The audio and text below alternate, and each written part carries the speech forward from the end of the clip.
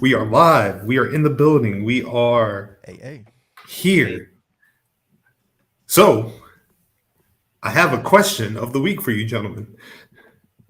Okay. What's up? Inspired by the excellent host over at the Signature Move. Oh, you know, yes. Okay.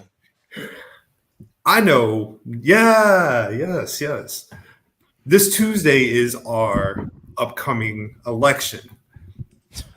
My question to you is, what is your favorite "that doesn't work for me, brother" moment in wrestling? Oh, man. Hold on. That's funny. What up, though? We got the guy, Chad. Yes. What up, though? Brother Chad, I don't know if you heard the question of the week, but What we got? what is your favorite "this doesn't work for me, brother" moment in wrestling? So what is your favorite your favorite wrestler using politics to get what they want? Political moment. That's a good one. That's a really good one. That is a good one. That's a good one. I tell you, there's so many that pop up. First one I thought of is the Shawn Michaels and Hogan SummerSlam match that was supposed to be a trilogy. And Hogan was like, "Yeah, doesn't work for me, brother." That was a good one. In fact, that was, if I remember correctly, supposed to be a babyface versus babyface program. And Hogan said, "Nah, doesn't work for me, bro." It's the only reason that we actually got the Shawn Michaels heel turn, because there can only be one. You know what I'm saying? That wasn't even really a heel turn. That was like when the IWC was really like, He leaned into that, though. I'm in on it. But we knew what was going on behind closed doors. You know what I'm saying? Like, we could see politics. We saw he wasn't going heel. He was just like, "Nah, I'm gonna go have some fun. Fuck Hulk Hogan," and I feel great. A heel for Hulk Hogan is a hero to me. That is facts. Facts. I would say mine is 1993. Vince McMahon wanted Bret Hart to feud with Bruce Hart, and that would have been the match for WrestleMania 10. Bret Hart versus Bruce. And Bret was like, "Hey, nah." he was like, "If we're gonna do this, we're doing this with Owen, not Bruce." And Bruce held that as a grudge for many moons. Bruce literally said, "That doesn't work for me, brother." Literally. Yeah, that's literally. Oh man, great decision by Bret. I just can't Can you imagine a steel cage match SummerSlam '94? Bruce Hart as the King of the Ring, as the King of Hearts. Think about it. How many dope Bruces do you actually know? It's a real short list, man. I don't really know a lot of Bruce. Now that you say that, like Bruce Buffer's kind of dope. Bruce Wayne is a fictional character, but he's dope. I don't know about Bruce Hart. That's pretty much where it stops for me. Bruce. There we go. Bruce Wayne, Bruce Hart. So nice had to name him twice. I guess my moment would probably be Randy Orton's first world title run. I'll go with that one. That one got cut right at the fucking leg. Triple H and the Evolution crew when they said, "Not gonna work for me, brother. You being a babyface and the youngest world heavyweight champion." 1 month into that reign, a terrible pay-per-view main event at a very, very forgettable Unforgiven 2004. That pay-per-view was awful show. That was headlined by Stevie Richards and Drag fighting Tomko. That was an abysmal era of WWE programming. You know what I mean? Like, that was a rough time. That was a terrible time period to be watching live as a fan, though. Like, I actually paid 40 something. I think it was what, 59? 59? It was close, about that. It was 49, 59? I was just money wasted. Yo, dog, I just wanted to see Randy Orton fight Triple H for the world title for the first time. I was geeked. But looking back on it as a 32-year-old man, I look at that card like, yo, this card was fucking dirt. Like, this was insane. Like, imagine we was waiting for that caliber of card in 2024 as opposed to 2004. Like, that was wild. Like, Chris Benoit and William Regal tag teaming to fight Batista and Ric Flair in the opener. Nasty word. That was fucking nasty. I'm about to say, we're going to go back to it. For mine, we're going to go to another Terry moment. Starcade 97. Because as a child, I didn't know what was going on. I was just hyped. Yeah. Just really excited. Because my neighbor like bought the pay-per-view. I was, 9? I was like, yeah, this is going to be great. And then foolishness happened. And I was like, what? I just remember my older neighbor being upset. And I was just like, just sitting there like, I don't know what's going on. I just see Hulk Hogan doing his thing. And nonsense ensues. But ruined a great moment. Ruined one of the best storylines in wrestling. Yeah. Did you hear how you ever hear like the Bischoff commentary on why that was?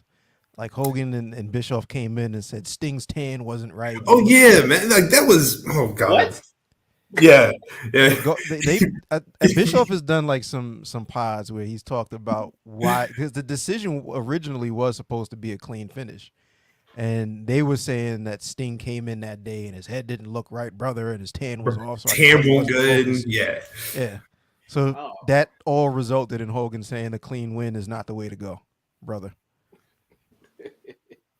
Fuck Hogan. I just want to go ahead and say that. Fuck Hulk Hogan for life. I got one more. I do got one more before we hit the intro. Like to me, this was like one of the most like it really changed the course of pro wrestling. It was back in March. I had proposed a mid-card BGW title to be defended. You know what I mean? Because there's a lot of shows going on, right? So we got the BGW predictions title, but then I was like, you know what? No point in defending the BGW title on a TNA pay-per-view. That's ridiculous. So I was like, let's have a mid-card title for those particular shows. And I'm not going to say anybody's name in particular, but it was, that doesn't work for me, brother, because greed is a real thing on this podcast. Don't you agree, Nolo? The only thing that I will say about that incident that you speak of is that not only did myself and the other two members of this podcast look at you crazy, DMac got visibly upset. So don't make it seem like I'm the only one. It was that doesn't work for us, brother. Niggas turn into NWA. That's crazy. And on that note, let's start the show.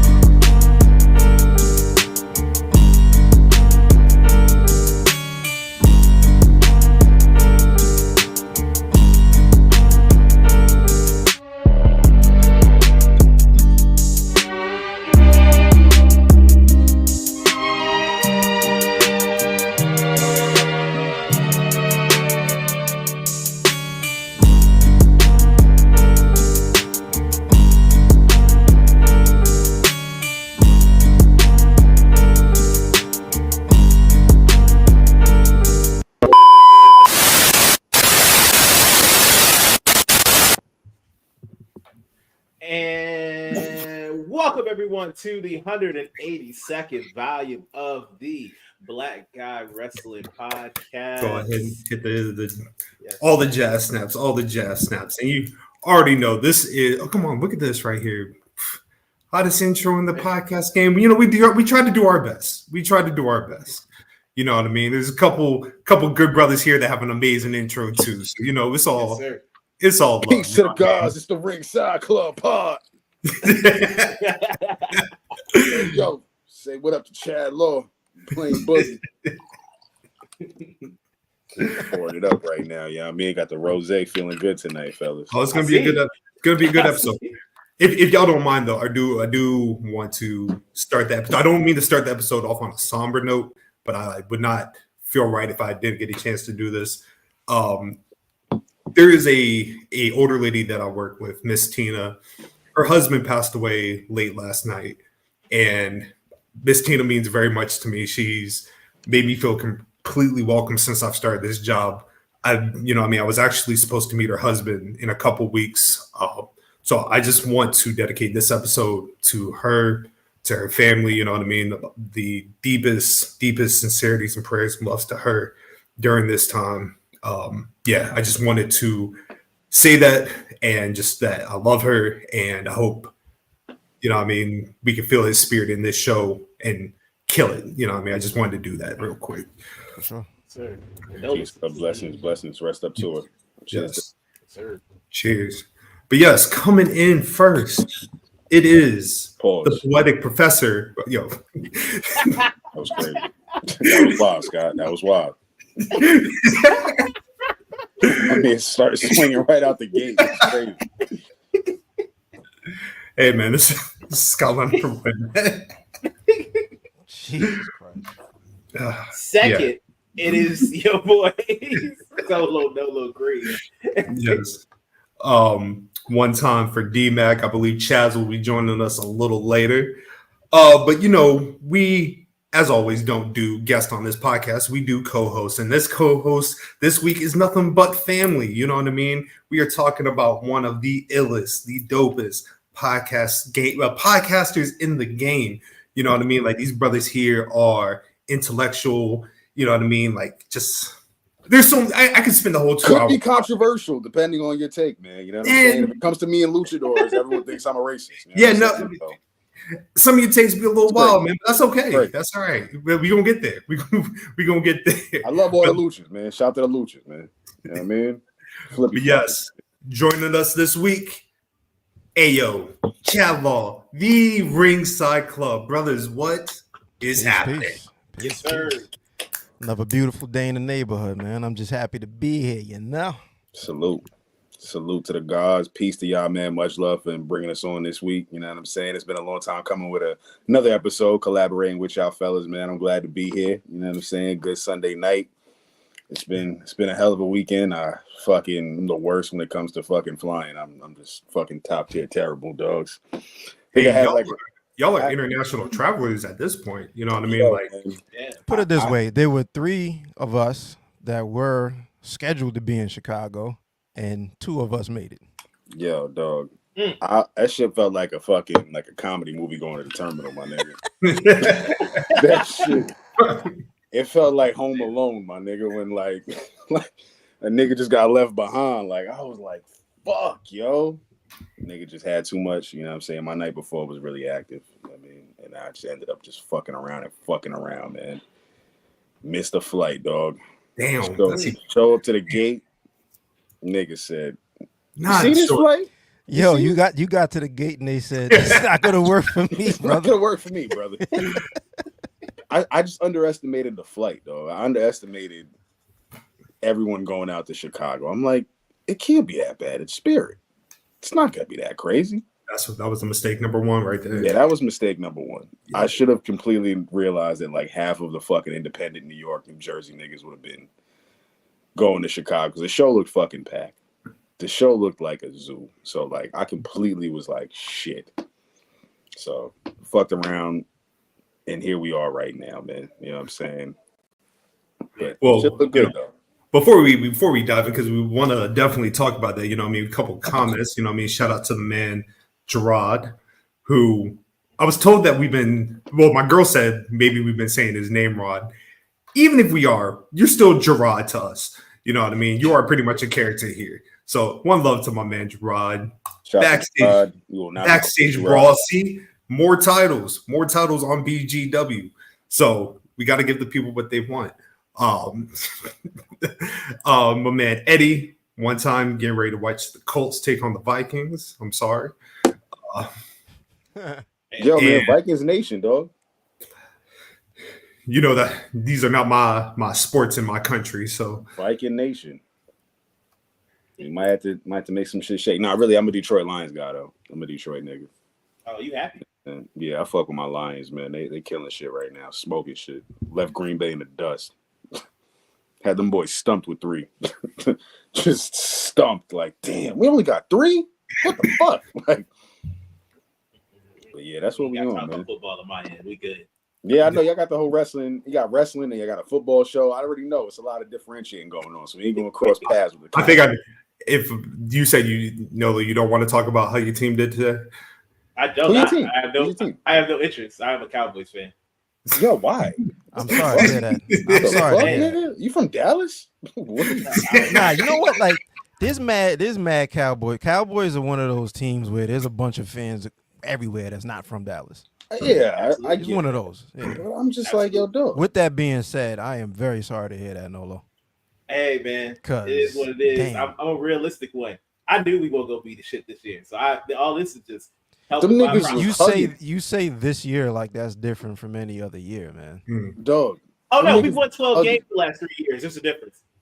Did you see week 1? They was hugging each other like, yeah, we got this. But it's like them niggas was just hugging because they got money. It was like, yo, we got our bread. Like, nigga, fuck this team. We got paid. Like everybody. I think they've done better, but I think they always for me, I'm a very casual football guy. Right, so if I'm speaking out of turn, but it just seems like most of the conversation around the Cowboys ends in disappointment, regardless of what the regular season record was. Yes, I mean, spot on. I am used to being disappointed. That's no problem. Being disappointment, that's just part of the life of being a Cowboys fan. That it's will find every year they will find a different way to disappoint me. Yeah, and that's okay, bro. I've come to the fact and realization that we will not be worth a damn until the person in charge is no longer the person in charge.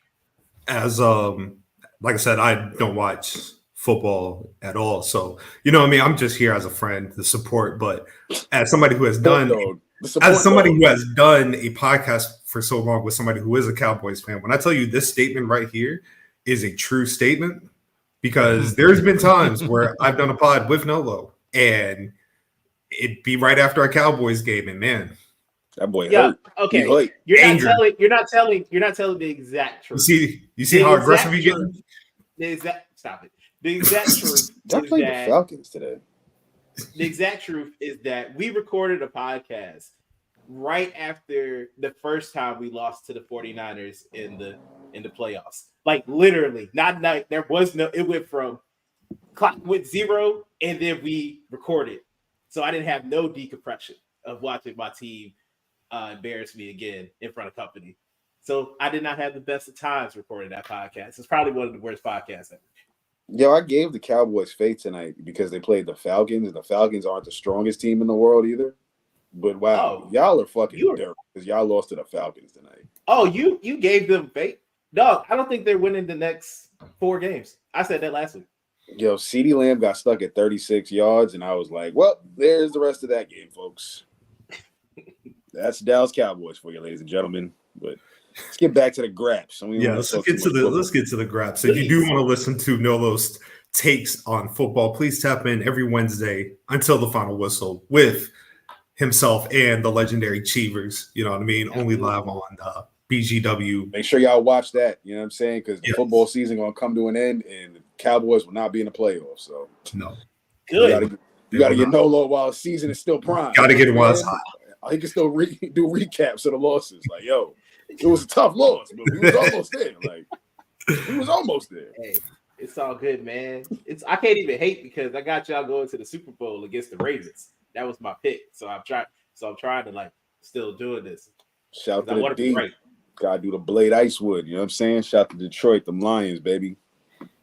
So starting out with let's not even start with the normal grabs. Like I said, last night, 4th rope, heels have eyes. Ayo, you were there in the building. You know, shout out to Boog. I know Boog's been doing work for them and everything, but please tell us the experience of the 4th rope. What was the vibe like? You know what I mean? From pictures, everything looked like the dope aesthetic. red ring, red ropes. You know, what I mean, just the vibe just looked incredible. It looked like hip hop TNA. Hip hop TNA. Yo, it was. Yes, There's a lot to say. What I will start out with is like there's been attempts at doing like hip hop and rap crossover. I mean hip hop and wrestling crossovers. This is not that. It's not a crossover because like what they're doing with Fourth Rope is built into the DNA of what that company is. Like this is hip hop and pro wrestling kind of hand in hand, and they're creating that brand based off of that. So nothing feels out of place whatsoever. You know what I mean? So they did I was there all day. I got there while everybody was still setting the ring up and all that. So I was helping Boog do some work. But as far as the show goes, doors were at 6. Show was scheduled to start at 7. And the merch line was so crazy that they pushed the start time back an hour to 8 o'clock. Damn. And then had to cut that and say, look, we're closing the merch table so we can start the show. So just the excitement level, everybody knows West Side Gun fans and what they go crazy anytime there's a merch drop. It was that, but shit specifically for last night. They started out with like DJ Premier was there, Pete Rock was there, I think Dave East performed. They started out with an actual performance and then got into the mat. It was fire. Like there's not enough I can actually say for how dope this was. They have something. Zilla Fatu, first ever Fourth Rope World Champ. He was crowned last night. It was incredible. It was such a vibe. Completely sold out. Like they did it correctly as far as like what you're supposed to. I remember when Wale was a part of MLW when they relaunched.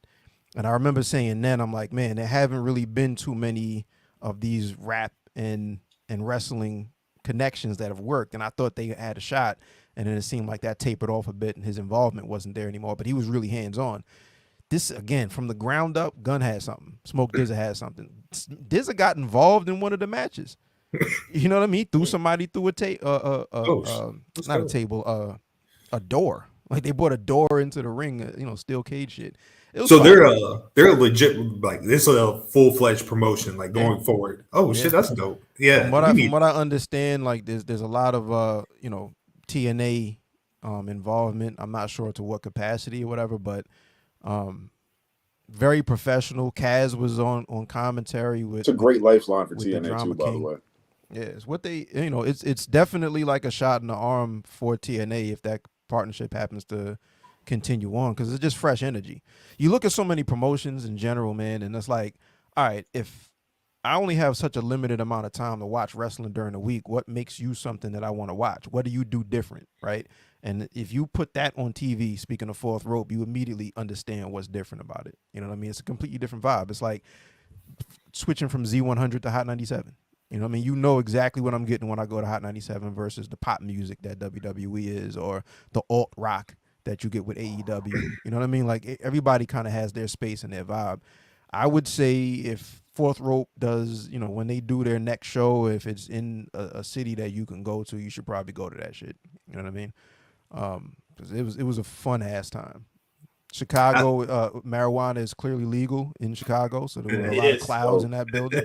A lot of clouds in the building. I've seen niggas blowing Zod watching wrestling. I was like, that's dog. I had a ball. Shouts to Phil Lindsay from Grapsity. Chopped it up with him. Cause I hit him once I saw that it was Chicago and I booked my flight. I hit. You're gonna be around, so he was around.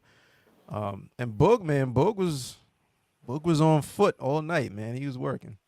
It's pretty much how it was during WrestleMania. During Philly, yeah. That was our biggest regret. WrestleMania in Philly, like everybody, like y'all came up to us. I think Lorenzo came up to us. Like everybody was like, "Yo, we just got back from Heels Have Eyes," and we were like, "Oh, we were at Ring of Honor." Damn. But the thing was, like that show was much closer to like a Henny Palooza, Duce Palooza type of thing, where we just chilling, just some DJs spinning some music, people on stage partying, you out in the crowd watching niggas party kind of shit. That's really what that was. This is like a full-fledged, this is a wrestling promotion. Well, that's what I'm saying. Like, I feel like now this could be during WrestleMania weekend. Yeah, going into WrestleMania weekend, like I feel like it's now became like a much anticipated show. Yeah. Especially with the talent that's already gonna be in Vegas that weekend. So if anything, it just opens the door for more graps, more eyes on it. Was there anybody in particular that you saw that was like a standout? You know what I mean? With like any key matches that were like that you would like if you would have to describe. Let me bring there's a few. I'm gonna bring the card up so I'm super accurate. All right, so for starters, Zillify 2 versus Moose was dope. Santana versus I think his name is Blackwood, Kevin Blackwood. Oh, Kevin Blackwood. Oh, yeah, I know They Blackwood. beat the shit out of each other, dog. Kevin Blackwood.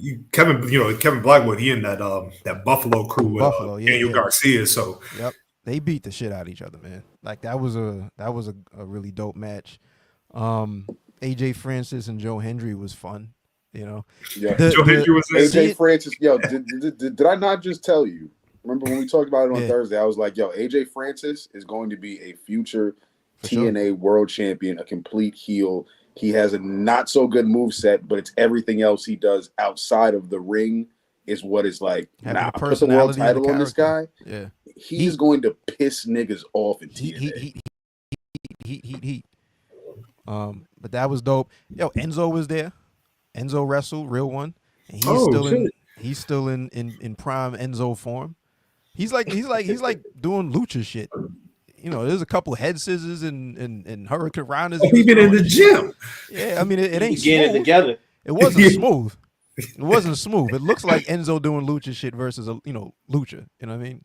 But he was there. It was dope. But I would say like Blackwood versus Santana probably, like as far as like standout matches. Shouts to Alexis Littlefoot. She was in the building. Tag match. Masha Slamovich and TNA Knockouts champion, the new one, man. That's dope. I'm glad she finally got her W against Jordan. She needed that too. Yes. She needed that She win. did that W, and she deserved it. Jordan is getting out of here, man. Knockouts division is already so it needed a revamp, yo. Jordan killed everybody. So, yo, how was the Jordan Grace situation? I heard there was a situation with her. I don't know if there's a situation. She wrestled. It was dope. I She was saw in that like tag match. It was her, Masha, and Littlefoot. I saw a injury or something. Was that an injury report? Or was that with I Jordan? Huh? She wrestled. She was fine yesterday. Wrestled? All right. Yeah. She was fine yesterday, unless something happened between then and now. Yeah, shit. No, I seen somebody just say Jordan Grace had a little injury. Yeah. Oh, that would suck. That'd be unfortunate. That would suck. Shit. That would be Nah, she was straight yesterday. But yeah, man, all in all, hell of a time. Like I had a ball. See, I feel like these promotions, like something like this, is key. Like same thing we've been talking about, like Ashe wrestling. Like these type of promotions are essential to like our culture. You know what I mean? Like I know Ashe in a couple weeks they'll be crowning their first men's world champion. Hopefully, we'll be in the building for that. But December 7th. Yes, sir. December 7th. But like this, like fourth rope, like you said, like it's a whole like that grittiness to the whole like Griselda sound in general, and then bringing that to pro wrestling, like it can't do nothing but elevate the game. I've always hated the fact that like Westside would be at shows and he would not get any love. Like they would show him, but then like they don't put his name on the lower third. You know, what never. I mean? You know who he is because you know who he is, not because they you know. Love.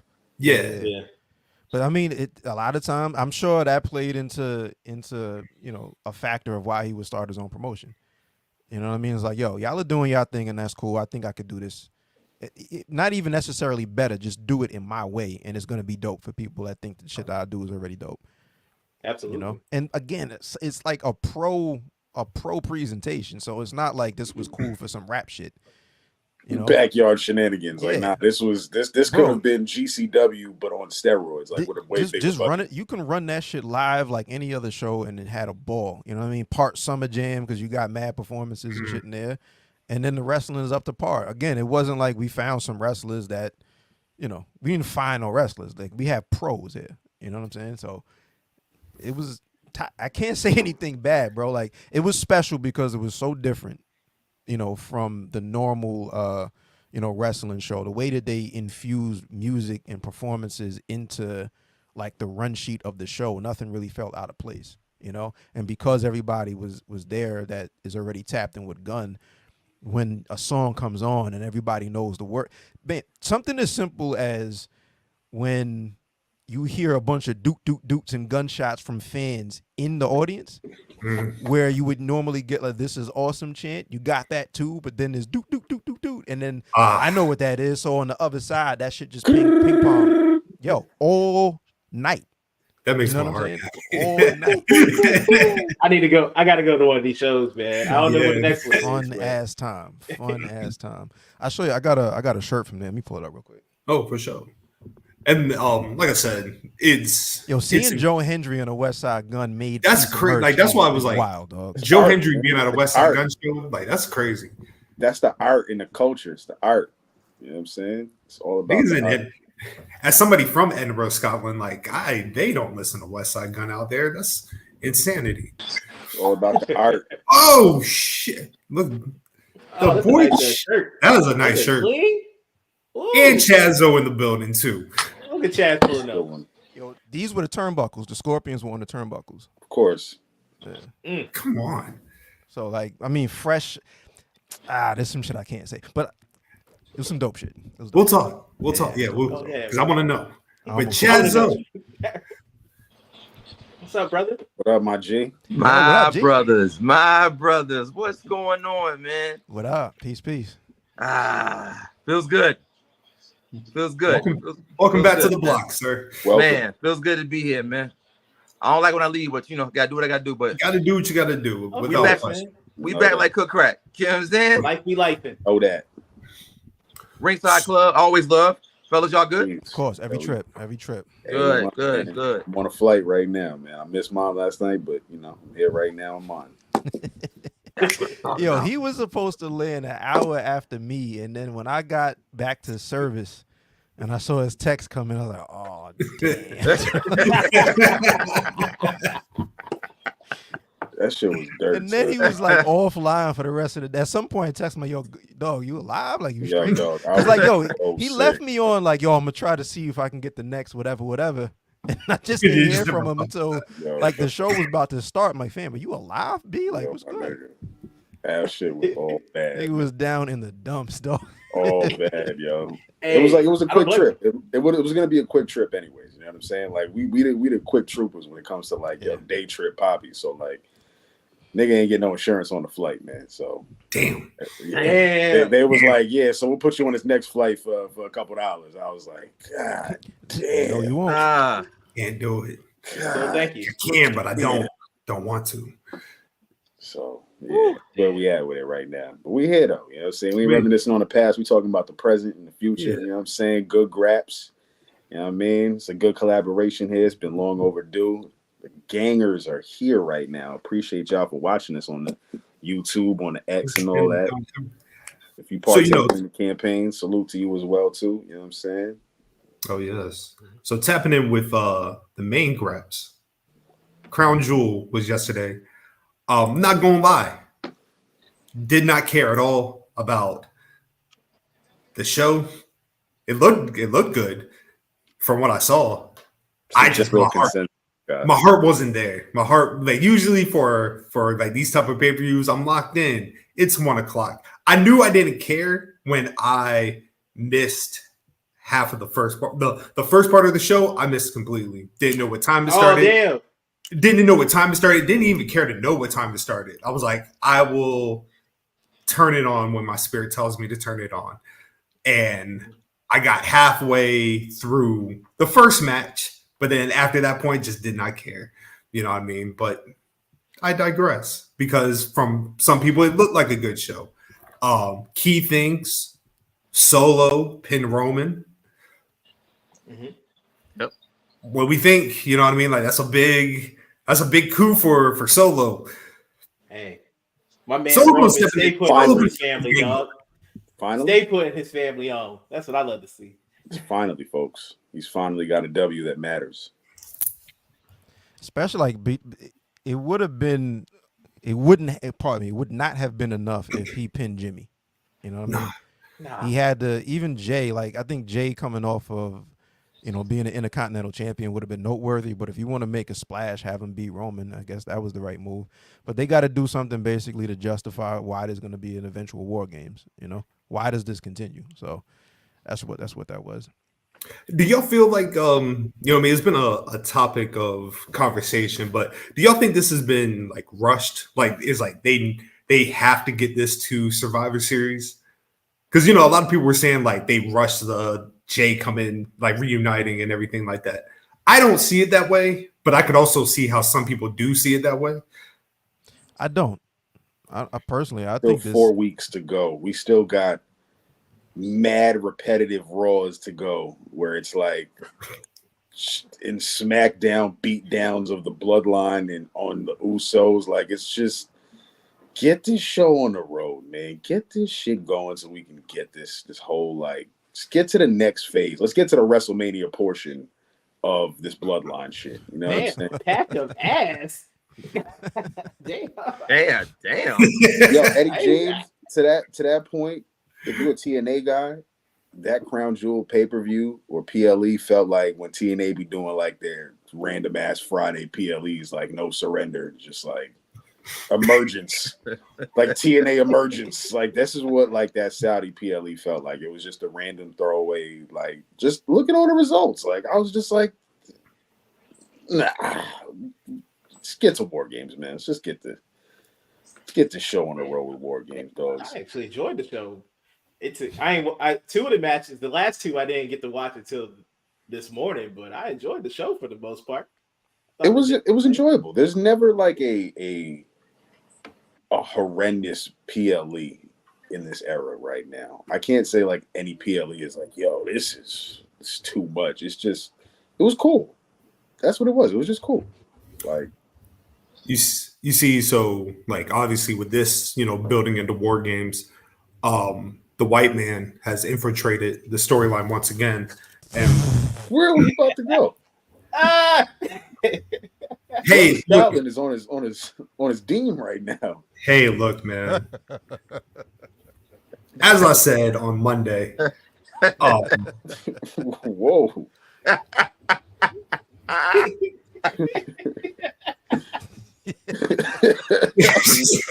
was funny. That was a good one. Holy moly. How you Sammy, feel, Scott? I mean, look, I'm like, what's the science, God? What's the knowledge? Nah, do the fuck. Like, I feel like you feel what I'm saying. Like, you know what I mean? Like, people forget, like, this white man, when he first had that segment after WrestleMania, what was it? 30, which one WrestleMania was it? 30, the one from Dallas. Is that 38? And he was still like, 38. And he was talking to Roman. He talked to Roman with the full intention on protection for him, because that's what the white man does. He infiltrates. He's like the dude that infiltrated that had old boy infiltrate the Black Panthers. He's the FBI agent. That's who he is. That's who Sammy is. He's an FBI agent. Yeah, he's Jesse Plemons. Yes. I feel you. Damn. It says Sammy is wired up, Poppy. Why? That's what I'm saying. Think about it, man. Like, you're intrigued. You wanted to be done with this. Like, you left the group when it was convenient for you. You got what you wanted out of that. You beat the Usos. You could have just kept it moving. Just because Jay got PTSD and Stockholm Syndrome don't mean you have to go infiltrate back in this. You don't have to power of friendship. You don't have to fix everything. Hey man, I'm gonna go talk to Solo, see what's up. What do you think he's gonna say? Like, what do you think Sammy's gonna say? Because at least like Jay's motive makes sense, right? Like, we need to do this for the future of our family. So I don't really want to be with you. I don't fuck with you. And if you fuck me over again, it's up. But at least that kind of makes sense a little bit. What do you think Sammy's motive is, though? I mean, look at it this way. If there's one thing I have learned through watching hella media and hella different movies, that white people be nosy and like get into minding their business. So to him, he's trying to save Jay. That's the only reason he came out there, because Jay's his homeboy. So he went out to save Jay, got in the middle of it, ended up hitting Roman, and then he didn't give a damn that he hit Roman. Which, I mean, I don't blame him for not giving a damn for not hitting Roman, but Listen, at least that's his point of view. That's a fact. if you come to me like, hey, I might go hang out with my cousin again. I'm gonna be like, hey, do you remember all the things your cousin did to you? And if you be like, yeah, I'm gonna still go, that is your prerogative. I can't do no more. I might say, hey, like, you should probably think about it, sleep on it. Jay want this.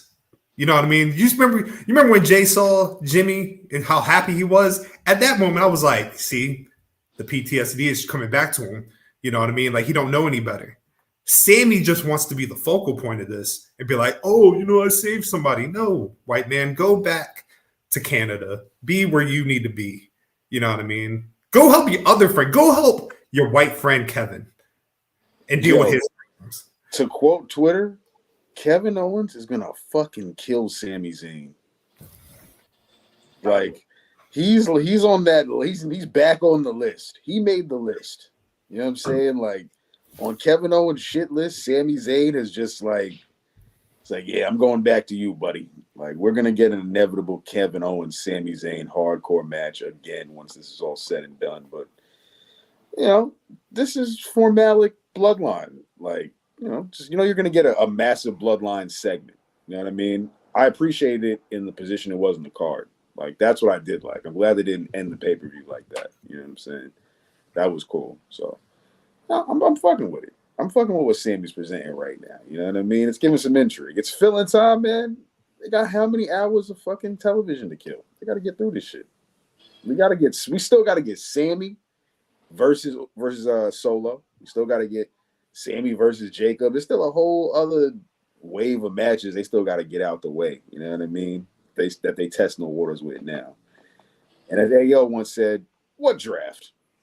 What the fuck is the draft, man? What does the draft matter? I can't wait, man. It always brings up great conversations when they announce the date for the next draft, and then you look back at everything that did happen at the last draft and how nobody stuck to any of that shit. They stick to it for a week and a half. It's not even a full 2 weeks. We get past Raw, and by the time we get to the SmackDown 2 weeks after the draft, it's already a wrap. Niggas is like, nah, I gotta finish this beef from, you know what I mean? Yeah. The night before I got drafted, like, I gotta end this shit. Yeah. First thing we saw was Randy Orton getting a title shot against Gunther on Raw. It's like, you are over there, dog. They didn't even wait. They right out the gate, literally Out the right gate. after the draft. Then he lost the match and popped back up on SmackDown like it was cool. Like, hey, it's shit happened. What y'all up to? What? What are you doing? You don't even go here. Yo, Randy Orton's PLE streak is terrible right now. It's pretty bad. I can't believe he has not won a PLE all year. It's telling. I think does he need to? For a story. I think that'll make for a good story in a couple months. But yeah, it's crazy. He has not won, and this one kind of has an asterisk next to it because the match never even started. Match never happened. Yeah. Good call. Was that the one? Yeah, that was a good call. I said that was going to be the situation for Seth and Bronson. Right. But that was Orton and KO situation. So that was pretty good. That was pretty fucking good. So do you think Randy, like, do you think like the Randy eventually gets written off, or can you see a triple threat happening with him, Kevin Owens, and Cody, possibly at maybe not even Survivor Series? I think they'll do Cody and Kevin at Survivor Series, but Saturday night's main event, possibly do a triple threat there. Yeah. Definitely. Sure. You know what I feel like when I watched the end of their pay-per-view? I was like, man, this really does feel like the John Cena era.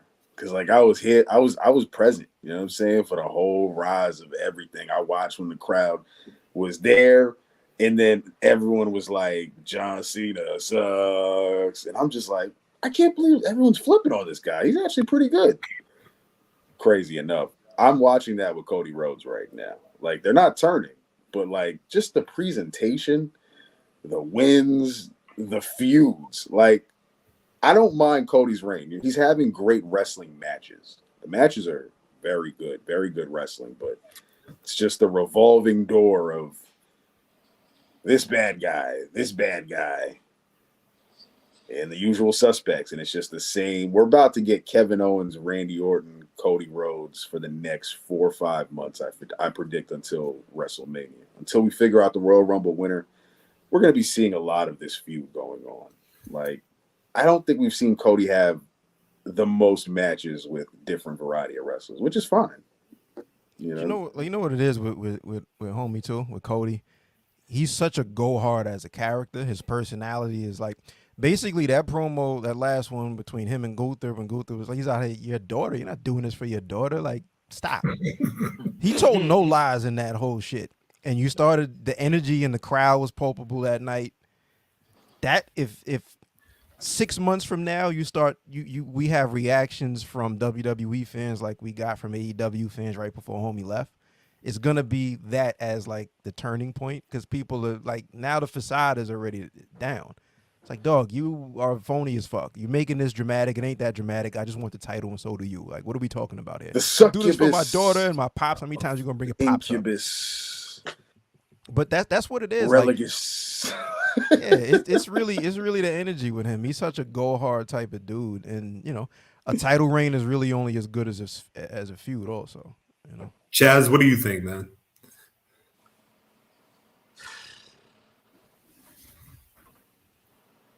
I personally I definitely want to explore more with Gunther and Cody. Watching that match in its entirety was like, okay, we got layers here now between basically Cody eliminating Gunther in the Royal Rumbles, now being in Saudi. There's a budding rivalry that we didn't know existed until now, and watching that match entirely and seeing the chemistry between them, that to me is another layer we could possibly go if we don't have nothing figured out between now and War Games. But yeah, I'm on the space of, I would like to see what a heel Cody looks like within this realm, because a lot of people are clamoring for it, but in his own way, because the elements are there. You especially speak of Cena when they started booing him. Although I was gonna ask this with the Cena arc and how we saw it happen. Is that something that's like reality based for Cody as well? Because it doesn't really feel like his pop, his energy, his aura hasn't. I hate using that, but his aura hasn't waned off the way I thought maybe it was. Trying to figure out how we gonna get to this next. Oh, he's super popular. Everyone loves Cody Rhodes. I mean, merch wise and selling and all that, yeah.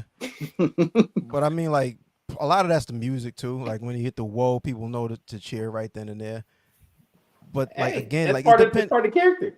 Yeah, but I think it really depends on who he's standing across with and what they're actually saying. Like, what's the content of what they're saying? Like Gunther's content was, "Hey man, you're phony. Right. You're overdoing it." And people believe that. Right. I genuinely think if they ended up doing a third match between him and Roman, I think that's when you would see the crowd turn on him. Mm-hmm. Yeah. Mm-hmm. You know what I mean? Like, and you know what I mean? You kind of saw it a little bit when they were doing the tag team stuff. Like, the crowd just wants to cheer Roman. Like, the arc that Roman Reigns is in right now, like, this is like the manifestation of what they wanted from him 10 years ago. Like, if Roman was a full-timer, Cody would absolutely, I'm not going to say he'd be number 2. He would be 1B. You know what I mean? Like, he would just be the arch below where Roman is. Fair. Yes. And you know what I mean? Like, that's not anything on Cody. Like, Cody hasn't done anything to warrant, but like y'all said, like, Cody does have like a heel energy to him. Right. Like, I always said, like, the biggest mistake they did in AEW was they did not lean into Cody turning heel. And you know what I mean? Like, maybe in his head, he genuinely believes, like, oh, I can't be heel. Nigga, yes, you can. You absolutely can. Like, you have the face, like, people want to boo. And you're good at it.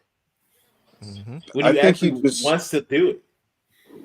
If you paid attention to the Cody Rhodes run on the Indies with ROH and TNA, like, he did portray that heel. And I think he realized, like, this ain't really like me. I ain't the best heel. Like, he's booable. Like, is it even a word? But that You know what I'm saying? Like mixed with like the WWE run with the face mask and all that. Like he ain't the greatest heel. Like the thing is though, the greatest for this heel. one, Like you know what I'm saying? Like he's actually a better babyface than a heel, to be honest. no, but I think with this, like the way his character is now, I don't think he has to change that much to be a heel.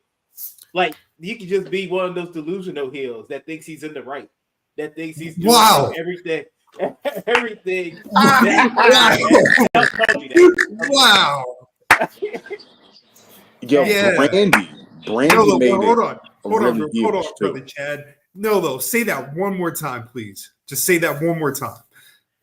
Exactly what you just said. About delusional heels that doesn't think that he's a heel.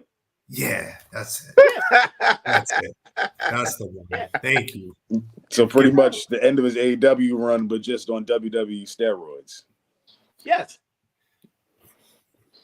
Yeah. But you gotta lean into it a bit. You know what I'm saying? Like you gotta make. So what do you changes. want to talk about? Motherfucker, we hate you. Like we want to talk about we fucking hate you, Cody. Like you gotta get rid of. You have to get rid of the music. If they actually do flip the switch, you're a heel. Cut the music. You can't have fans going whoa. He had that as a heel. Nah. But this was also before like peak popularity though. Yeah, I know. Yeah, cut that shit. I don't want nobody cheering for me. No. No, that'd be tough. The only problem is you can't tell the difference when you hear the music. You know. You can't hear. I couldn't even see the crowd booing during that entrance. Like that entrance is like change John's the music. See, that's the thing with Cody is like who wants to boo that? It's very difficult, you know what I mean? Because like it's like Austin when he turned in 01. Like the crowd did not want to boo Steve Austin.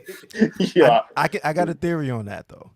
If he continued in the 2-man power trip version of him being a heel, with or without Triple H, when I'm just aggressive and I'm attacking everybody and I'm aligned with McMahon and doing his bidding, yeah, it didn't work once he started leaning into the comedy. That's what killed him as a heel. Like as I got older, I always say what would have made Steve Austin like a biggest heel if he had went back to stunning Steve Austin during that run. Got to change shit. Take away the things that people like. Take away like the glass shattered, the vest, the all black. Bingo. Yeah. You got to take away things that people like. So that's mad funny. Cody turned black hair again? See what? Please. I said, will Cody turn black hair again? Nah, please don't go back to Dash and Cody. We don't need Dash and Cody, bro. Yeah, why not? To be honest with you, if Cody went a route where he was like, you remember when Jericho turned heel in 08 and he started wearing the suits? Yeah, and he kind of had like the Nick Bockwinkel type S. I think Cody could pull that off. Like Cody could pull off like a smug world champion. Yeah. I got a question for y'all. Which one would you say was worse? Austin's 2001 heel run or MJF's 2023 babyface run? MJF. That's not even MJF. Yeah. It's MJF by a lot. That shit sucked. Yeah. You need to have a mile, dog. Yeah. Kidding me? That shit was goofy and corny. Like, what are we talking about? Like, look, Austin's run wasn't necessarily bad. It just didn't hit the objective of you want me to boo you, and I think you're entertaining as fuck. I'm not going to boo you. Yo, he turned twice in the same. I don't care. MJF was awful. This whole shit with him. Let me look. I got a bust a move in about 4, right? Yeah. So fucking, but the shit, not to super jump, but pack all that shit with him and Adam Cole and all that. Pack all of that up. I don't want to see any of that. All of it. He's whack. Adam Cole is whack. Adam Cole looks like Mike Jackson. He looks like 72-year-old Mike Jackson, man. If you're a wrestling guy, you know exactly. Not action Mike Jackson. He looks like Mike Jackson, the old wrestler, man. Not action Mike. Damn. Yeah, that's what Adam Cole is shaped like as a wrestler. It's kind of wild to watch him. When he takes the knee pad down for the boom, it just looks like a French fry, just like. Like that don't, like, you know what I mean? Pause. Like that don't even look crazy. You know what I'm saying? It don't look like anything Adam Cole does is supposed to harm you. Like we all look like we could take Adam Cole. You know what I'm saying? Like pause. We could literally, we could body like drop Adam Cole. Like he is the size of this glass. You know what I'm saying? When I looked at him versus Buddy Matthews, I'm like, damn, Buddy Matthews is a dog, but yeah, we ain't gonna get too much off topic with it. Let's get back on it with. You know what I mean? Cody Rhodes, Crown Jewel champion. He gets to carry around the ring or showcase the ring, make everyone kiss the ring. That'd be fire. Yo, it is very heel to walk around with a big ass ring on your finger. That's a heel. It's very small. Yeah. Very egotistical. I'm over Liv Morgan. I'm sorry. I'm gonna just say it. I'm over Liv Morgan. Wow. Man. I'm over Damn. it. I'm over it. Damn, I've been over the Rhea Ripley thing. This Rhea Ripley Wow. is unfortunate timing, but we got to get away from that story. We got to get away from Liv Morgan as the primo number one of the Raw women's side, because there's nothing going on here. There's just nothing. Rhea Ripley has made the entire Judgment Day look like dorks on a regular basis. Real quick, because I know AO about to split. Maybe possibly we can all tap back in together for full gear predictions. You know what I mean? We run it back in a couple weeks. You know, I'm around. You know what I mean? But I know you got to make moves. You know, you got to do things to do. Yeah. Yes, sir. Before you slide up out of here, bro, please tell people where they find you. Easiest place is I'm at IamAO Baker across all socials, and anything work-wise is at madebyaobaker.com. From the hats that I'm wearing right now, part of my fresh Ringside Club pod signature move show, that pod, music, a lot going on. But yeah, follow me at IamAO Baker. Hit the website madebyaobaker.com, and I'm around when I'm around. I mean, And if the money right, he gonna send the vocals. You gotta worry about it. hey man, You know what I mean? tell somebody to Peace cut to a the gods. goddamn check. You know what I mean? Star Club Pod. Cut the check. Fellas, My appreciate brother. it. We'll touch base. All right. Love, Absolutely. bro. Love. Peace. Love. Yeah, y'all got me for a couple more minutes. You know what I mean? I'm here. All right, let's get it. Yeah. Let's get it. Let's get it. Yes, sir.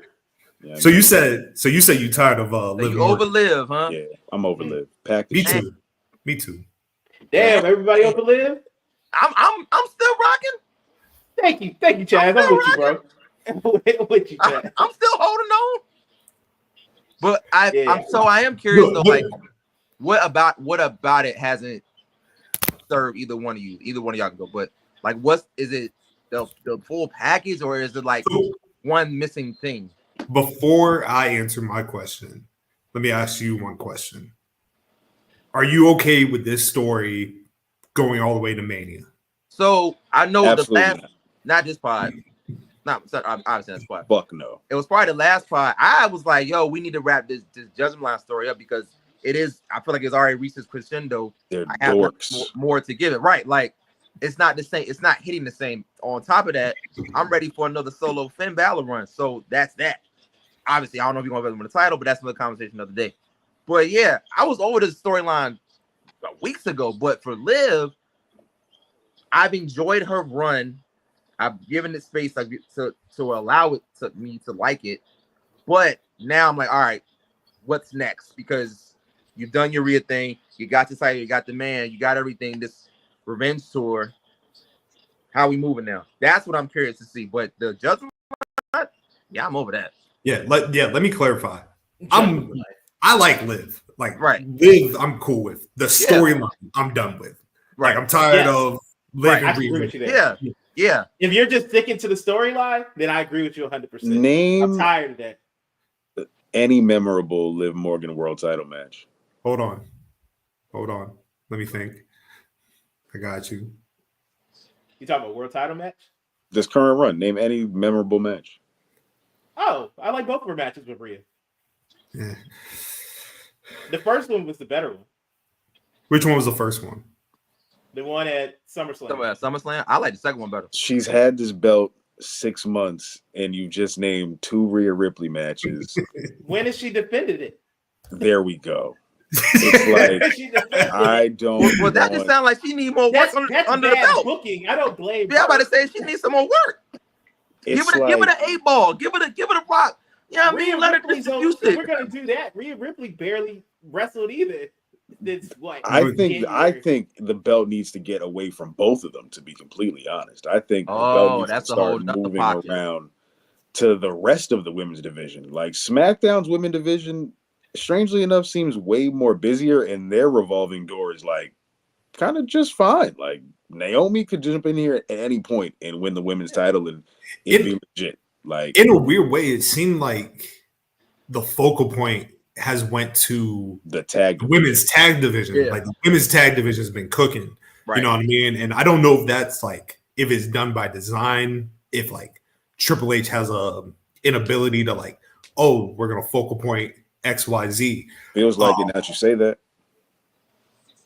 It definitely feels like it now that you say that. You know what I mean? It feels like it doesn't make sense because Io and Kyrie are having bangers on the Raw side of things where they're getting over just fine. And I love watching that match to the point where I thought they were going to win at Crown Jewel. And I was like, shit, they didn't win. So more matches with Pure Fusion Collective for the next 3 weeks. Oh, man. So, you know, they got the Battle Royal tomorrow night to determine who challenges Liv next. I've already seen the spoiler on who it is. I don't know if y'all have, but prediction-wise, who would you prefer? I have not seen it. I personally would love to see Io get a shot at Spoil it. Yeah, go ahead. Spoil it. Who cares? Hey, man, I'm trying to do this right. Oh, There might be people watching this that might not want to spoil. All right. Yeah, man, Man, come on. tell them to mute for like the next. No, man, that's not. Y'all That's ridiculous, bro. Come on, man. Look, I'll send a message to y'all. All right, send it. I'll Send it to group chat. It's all right. You know what I mean? Scotland ain't trying to be Wrestling Inc. right now. I feel him, yo. This ain't PW Insider. The goal next year is to be breaking news. So that's what I'm currently working on. I'm trying to work on my sources right now. Respect. You, State your sources. You feel what I'm saying? But yeah, no, the US title match was crazy. 9 minutes of here we go. 9 minutes of there we go, and there we went. I knew this match was going to be what it was. Andrade and Melo were going to cancel each other out, and you know what I mean? That left LA Knight to win, and I don't know what happens next. I thought Melo could have won. I thought Melo was. I ain't gonna hold. I thought he was gonna win. I didn't think he was, but I was like, if anyone could win, at least feel that. When y'all when everybody in the group chat picked Melo to win, I was like, man, salute to y'all for backing up a black man to win this. I was like, I knew for it. Hey, you know, LA Knight. You're well aware that sometimes I pick with my heart. You do, yeah. That's all it was. It was just a pick with your heart. I was like, if it's not going to be LA Knight, it was definitely going to be Andrade. Like, I respect Melo is cool. He on the rise, but it's still LA fucking Knight. Yeah, you know what I'm saying? Like, it's still LA Knight regardless. So he was gonna, you know what I mean? Like, you ain't gonna stop the LA Knight train, and it's his first PLE title defense. Come on, man. So I was gonna let that slide. Wait, it is? Yes. For the he hasn't made a PLE this whole time since SummerSlam. Right. He defended it on SmackDown. Okay, bet. Yep. So this brings up a topic we've talked about on the pod. I know Chaz has brought it up a couple times, but it kind of ties into like who's next for LA Knight. Because, you know, clearly you've done the triple threat. Right now, Andrade and Melo, they're not going for the title right now.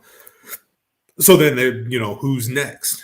And so there's been these interviews that Montez Ford has been doing lately. And yo, what draft? What draft, yo? Oh no! He's on SmackDown. He's on SmackDown. You're right. He's on SmackDown. I forgot. I Street Profits. Whenever you talk Street Profits, I just be like, what about those guys? Like, why are they not in TNA right now? Like, so why are they not running it up in TNA right the fuck now? He does. You know, Montez does the interview, and like a couple months back, everybody brought up like Bianca saying like he doesn't want to leave Dawkins behind. In the interview, he was like, "Oh, I have no problem leaving Dawkins." he was like, "That's my man's," and I'm paraphrasing. He was like, "That's my man's," but like that's a grown man. Like I don't need to hold his hand. Like he's making it known that he's frustrated and that he's not happy with his position and that his dream. He knows. He said it in the interview. He's like, I know I could be WWE champion. That's what I wanted to do.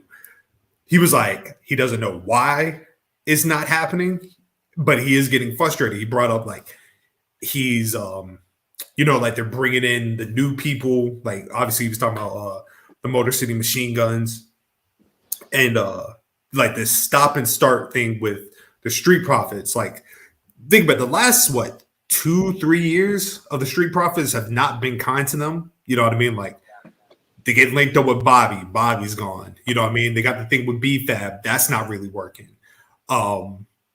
They have fallen into their the good hand role.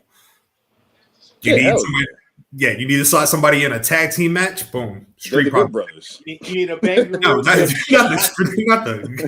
the good brothers. Damn. But like Chad, you saying him like possibly Montez going to TNA. Hold on. I think they should go to TNA together, but if Montez was to go to TNA, AEW, he could be a very serious threat. He would be treated like a very big deal because that'd be a very big get. Like I would think the company would think like, I can put the world title on this guy because he's a well-known, popular name. Like, especially with the black, renaissance currently going on in AEW right now. Gotta love that. Yeah, I appreciated Dynamite this past week. I appreciate it.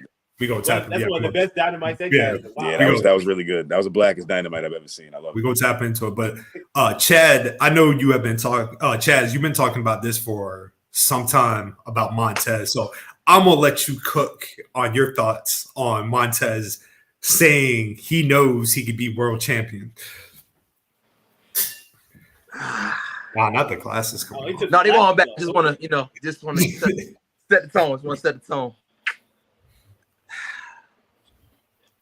Hey man, look, what's understood don't need to be explained. You know what I'm saying? It ain't like I don't need to add no more. I'm just the messenger. I'm just the messenger. I'm just the messenger of the people. That's it. But in all seriousness, like you said, Chad, if for God knows for whatever reason he just feels like it's not gonna click, he has earned and he has shown that wherever he's gonna go, he's gonna pop, and you don't got to do too much. Tell him the agenda, and then strap the racket and let's go. That's it. He already has it, and it's amazing to me that he has developed his own solo persona while still being in a tag team all this time. That's very not hard and not, but when you have it, you just have it. People just know, like, we knew it was gonna be Omarion, even though he didn't, blow up. We knew it was gonna be Omarion. Because I didn't think it was gonna be Justin. I thought it was gonna be JC, but whatever. You just know, like in the group, like, okay, it's gonna be that person. Montez has developed that while still doing his thing with this group. So Dawkins doing all right though. He's holding his own right now. He's trying to make sure that everyone. The point. He's like, yo, y'all not gonna forget about me. I'm stepping my shit up. You know what I'm saying? I'm looking presentable. I'm looking like a viable threat. Like Dawkins could be. He could be the other side of the coin where it's like, shit, Dawkins could be an X Division champion on the lowest of keys. He could be a North American champion in NXT next year on some like, yo, I just came through it now. I'm just a North American champion on my solo run shit. You know what I mean? Like, I'm still here. Like, anything can happen. The thing with the Street Profits, before you go back to you, Chaz, the thing with the Street Profits is like, they've been doing the Street Profits gimmick since 2015? You know what I mean? So we coming up on nearly a decade of them being a tag team. They took the cups away. That's it. You know what I mean? Dawkins took the headband off. It's getting expensive. Put the niggas in suits for a little bit. Yeah, but the thing is, like, we've never seen what they can do separately. Like, if you separate the both of them, what could they do to like Dawkins? What can Dawkins do? Like, he is a vastly improved in ring, but what can Dawkins do as a character? And I'm glad you said. I'm sorry. Go ahead. Oh no! All I was gonna say is the same thing with Montez. Like, I know everybody puts the peg that Montez is like a future world champion, and he absolutely has that ability. But just because what works for you as what your personality is in a tag team will maybe not translate as a singles. So it might be a case where like they might need each other, but we don't know. They've never been given the opportunity to show it. Hey, man. You know what they need? They need a tag title run, y'all. That's what they need. They just need to win the tag titles. Like, that's it. Like, just finally give them a run. They haven't had the belts since the Vince McMahon era. Like, before AEW existed. Do you understand how crazy that is? Like, AEW wasn't even here, and the Street Profits had the tag titles the last time. We've seen everyone in the roster hold the tag titles on both brands. The Street Profits haven't held the belts but one fucking time. So everyone's like, yo, they gotta split, they gotta go separate ways. It's like, yo, how about we just give them the belts for a bit and actually like finally like go, hey guys, we appreciate your hard work. Like, now you're the top dogs of the division. Like, I'm sure it's gonna turn them heel watching Motor City Machine Guns pop in and just win the belts off the rip. You know what I'm saying? Because they nick all these guys. Like, I'm sure that's gonna spark something in both their minds. Like, man, fuck this, yo. Like, fuck this. Like, a heel run with them would be dope.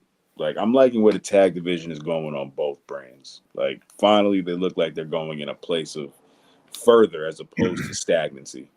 So you don't see a Montez singles run coming from this? No, I think they need to win the belts again. Like, just finally put the belts on them. It's been 5 years. Like, at least let them have a tag title run before you just end it. Like, we didn't even get RK Bro or RKO that long with the extensive tag title runs. Like, you know what I'm saying? Or they were close, but like they just split. We've had Street Profits together since the beginning with the tag title run, but they ain't had belts in 5 years, and now we want to split them up just because. Like, come on, man. Give them the belts again. Let them rock. Let them be the top dogs of any division.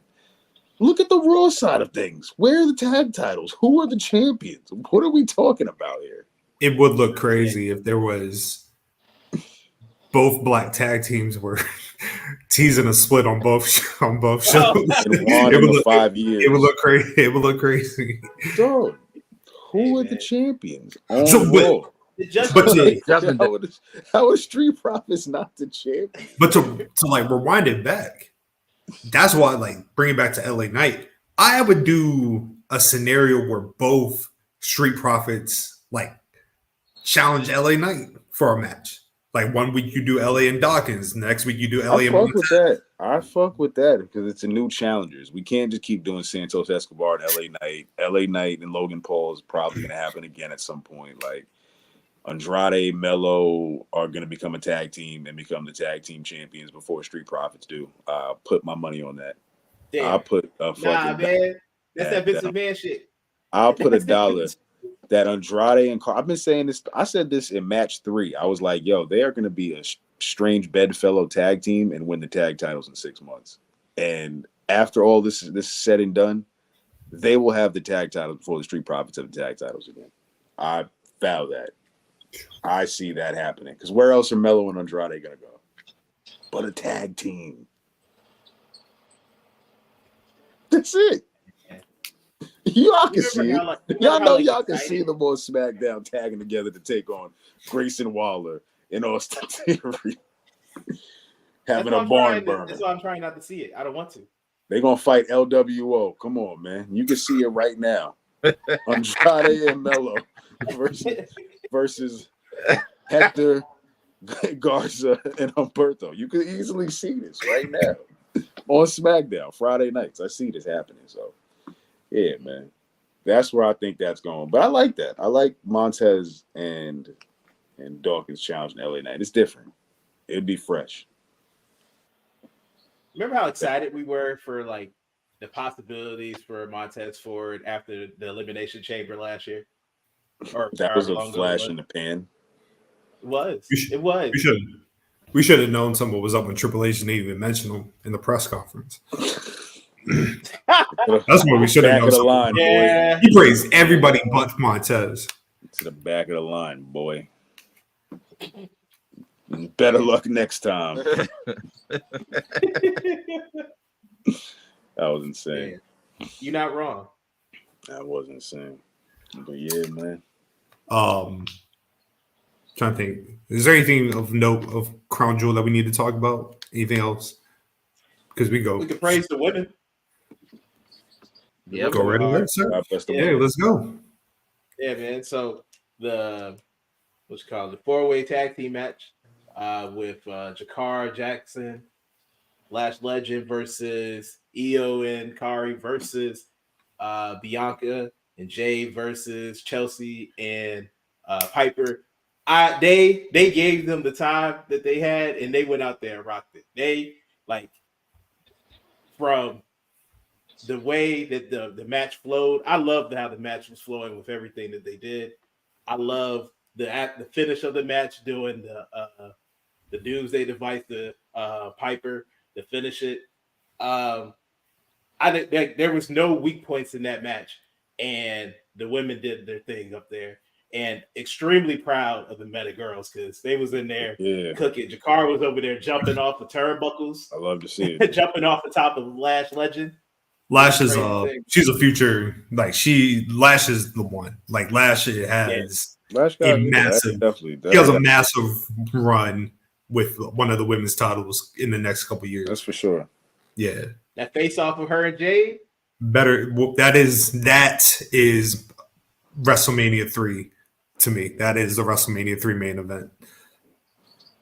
Oh, who main evented WrestleMania 3? Jade and Lash. That's who did it. Lash hits the body slam on Jade. Is the Meta Girls, they full, like they now fully on SmackDown? Yeah, I still don't know. So. I think they're still in NXT personally. They probably just gonna keep splitting. I hope they. I like them being on both. Yeah, I love it. I'm not opposed to it. I mean, I feel like they've earned a main roster spot. Oh yeah, I want them to have like Motor City Machine. Yes, but I still want you to do whatever the fuck you want. I think the reason why I can see them being permanently on SmackDown now is just I think the Meta 4 as a group, they've done everything they needed to do on NXT and I think they've, like I said, with the influx of Zarya, Stephanie, Julia, you know what I mean? I think make the space, you know what I mean? And it don't hurt to have more women's tag teams. And like I said, they have proven that you know what I mean? They absolutely belong. So y'all, I absolutely would love to see them on both shows, but I can see them being a permanent fixture. Truthfully, I can see at that point, I think I said it last time, Noam and Aura, might as well bring them up too. Would you put them on SmackDown or put them on Raw? They are that is a SmackDown aesthetic. Absolutely. Yeah. that is wrong. Yeah, that is a SmackDown aesthetic. So pretty, I can see that. You know what I mean? They just fit. Speaking of NXT, before we move on, you know what I mean? They're going to be in the ECW arena on Tuesday. Bubba Ray Dudley, one step away from becoming NXT World Champion, man. I'm with you on that, Scott. He will be an NXT World Champion very soon. Trick Williams needs the spotlight. He needs the feud. He needs the heels. There are no good heels. Do we get right now besides Ethan Page? Do we get Bubba and Devon putting Trick through a table on Tuesday? Why not? Fuck it. I ain't gonna lie, that probably give me hype. Trick's promo was so cool. I mean, Bubba's promo was so cool that it's gonna be terrible when he kicks Trick in the fucking crotch. Oh, yeah, it's coming, bro. You know what I mean? And just says, yeah. You think Bubba ain't no way he about to be a good guy for too long. Oh no, he's the advisor for Rich. That's what he is. Yeah. He's gonna be Rich Holland's advisor. Because Rich Holland needs a fucking lifeline right now. That boy is gonna be spinning wheels until he is getting future endeavored and sent to TNA on an excursion. It's like somebody said. They were like, NXT is absolutely a show for the women. There just happens to be men up there too. Yes, because there's not when it's Ridge Holland, trying to be like, yo, I'm next at the world title. It's like, whew, that main event scene is dope. That shit is just terrible right now, man. Trick don't got no competition, yo. No comp. And I've said this since the beginning. Like, Trick got no comp. I was about to say, yeah. But I don't know if you want to do You that. don't do like it's November. I mean? Like, you see, I'm like, not saying right now, but I mean like in the future. But yeah, but that's the future. But like for right now, he has nobody. Like what about Wes? Wesley looks like a skater boy. Fucking, he looks like he just changes a nigga's oil. He looks like he could change my oil right now at fucking Valvoline, my nigga, or the fucking Jiffy Lube. Like he looked like. Damn. Did you see son in the crowd at the fucking show when he tried to challenge Trick? Like, niggas just got him up the fuck up out of here. Niggas just moved past him. It's just like, yeah. Like, just forgot about Wesley. Like, he a take 5, nigga? That's crazy. Wesley. Take 5, nigga. Dang. That's Wesley, wild. That is crazy. He could do, you know what I'm saying? Like, he just needs to just build his credibility up. He don't look like a menacing guy. He just looks like an angry, like, just an angry, bitter dude. Like, he just looks bitter. He don't look like a menacing, like, heel to me. Like, Rich Holland is kind of there, but it's like, just something ain't there. It ain't clicking. Ethan Page is only but so many matches Ethan Page is going to have with Trick Williams. We can't do this. We can't keep doing this. Ethan Page, he's either going to be the champion or he's got to get away from that scene. You know what I'm saying? What the hell happened to Sean Spears? I think he's injured, and I'm not mad at that because I don't think we need Sean Spears. Who was he with? Oh, he was with he was helping Crazy Briggs Jensen. Yeah. Oh, Bull Buchanan's boy. Yeah. So yeah, man, pack that shit up when it comes to anyone that is just not a credible threat to Trick. Like, we need some credible heels. People want to talk about Bully Ray, ain't it? Nah, man, it's working. Like, work with what you got. Like, we don't got no main free agent superstars that's about to jump ship to NXT. You know what I'm saying? It is what it is. Like, unless they're a lady wrestler right now at this point, they got it stacked on that side. But ain't nobody jumping to NXT right now. Unless it's Pentagon, like maybe if it was Ray Phoenix, Pentagon, like, yeah, man, that would have been all right. A Pentagon, Trick Williams, who would be. You see what happened with Motor City? Like, they're going straight to the main roster. So it's like, all right, maybe they might not stop off in NXT after all. Like, so yeah, we need some credible comp for Trick Williams. That's how I feel. I'm here for the Bully Ray feud. I mean, hey. Against popular opinion. I'm about to say, I personally like Wesley, and I thought that'd have been like a good feud, even though you try to kill him, but it's all good. I still think like you can make a viable story and shit. I thought him and Javon Evans were going to be a tag team. I fuck with Javon Evans, but it sucks that Javon Evans is just going to keep being on a revolving door of bullshit himself. It's my guy. It looks like they're doing Javon, Wes, maybe RVD on Tuesday. Yeah. Cedric's heel turn is happening at some point. Nobody wants to see that shit. Because black wrestlers got a feud with black wrestlers. Get that shit off my TV. This is like the BT portion. It's like when they cater. It's them catering to the black wrestling crowd. It's like, yo, look, we got 2 black wrestlers feuding. Take that. It's like, nigga, Cedric Alexander is turn off TV for me. Son is still there holding it down right now. That's one guy I know that wishes he could go to AEW right the fuck. Oh yeah, I know he. I know he. Yo, can I get out of here? Yo, Sean, how long I got here? When can I leave? Shit, let's talk about it, man. You know what I mean? Business is booming on AEW. Bobby Lashley, no, bro, no, absolutely not. Word, somebody would. But yeah, Bobby Lashley now officially All Elite. Him, MVP. Shelton Benjamin, the Hurt Syndicate. Bobby looked absolutely ridiculous in that suit. Man had loafers on and sunglasses. That shit, I know he was sweating like crazy. Beat him the fuck up, yo. Was that leather that he had on? It looked like it. With suede? And the nigga had stud earrings in. Like, it was. Bobby was looking crazy. Bobby was looking. He was looking sharp though. He was looking sharp. I can't even knock. He looked sharper than that. He looked younger.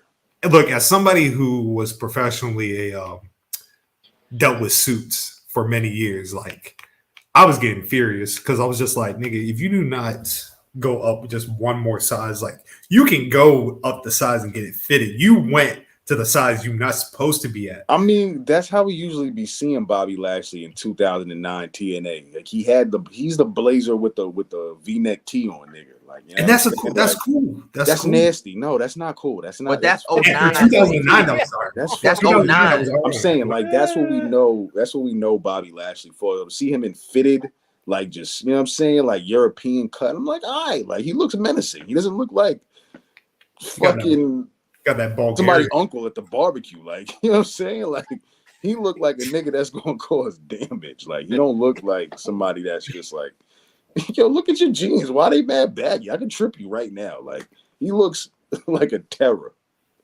So are we like, you know what I mean? Obviously, this is to me, I'm locked in on this story. Like the hurt, like, they've really done really well with this presentation. Like, Shelton Benjamin has been a killer this entire time. And like, I already know, like, we probably gonna see if Shelton like this, I can only imagine what Bobby Lashley's gonna be like. You know what I mean? Mm-hmm. But do you go ahead and do the full gear match, Bobby Lashley and Swerve? And if so, like, are we cool with Swerve taking this out? Yes. All right. Yes. Yeah. You got to take the L. Yeah, you gotta lose. You gotta lose. Yeah. Bobby Ain't like he's gonna hurt him or anything. Damn, Chaz, what we doing, man? What we thinking, man? Game is a game, my nigga. Damn. You gotta go. You ain't the champion, buddy. It's all right. In your words, game is the game, my nigga. I'm sorry. You'll be all right. You tough. Yeah. Niggas ain't dead. You know what I'm saying? You get shot every day, B. You tough.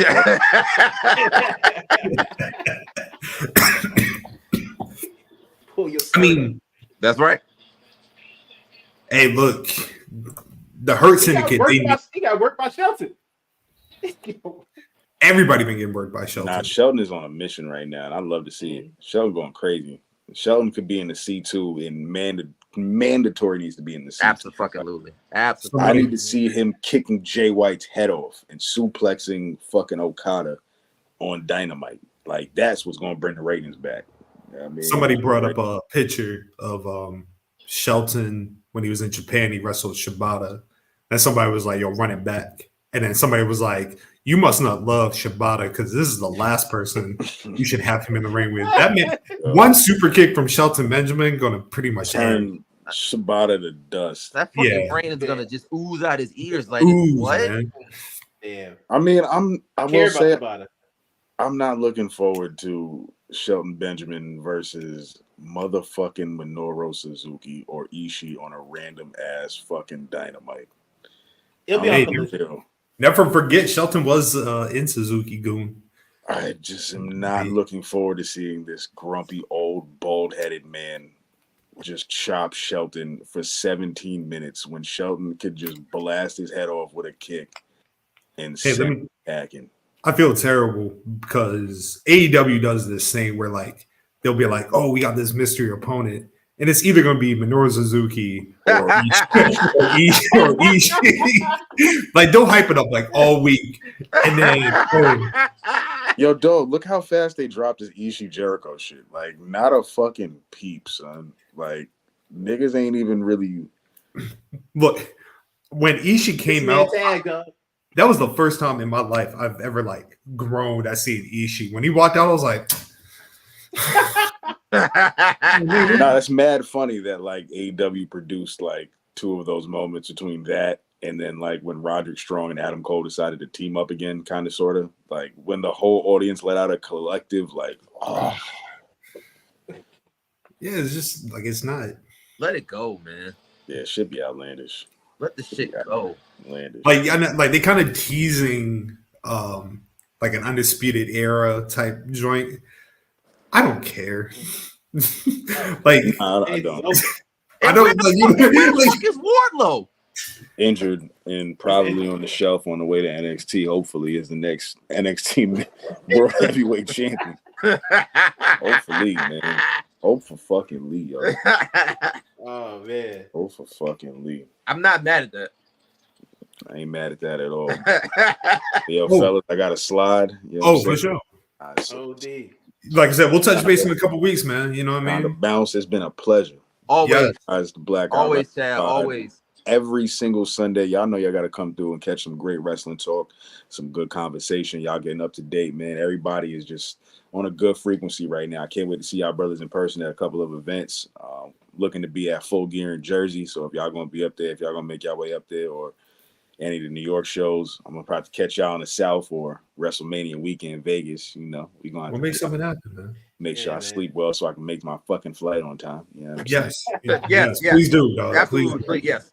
Got to be on deck for that. So, you know what I'm saying? Make sure y'all check us out. The Ringside Club.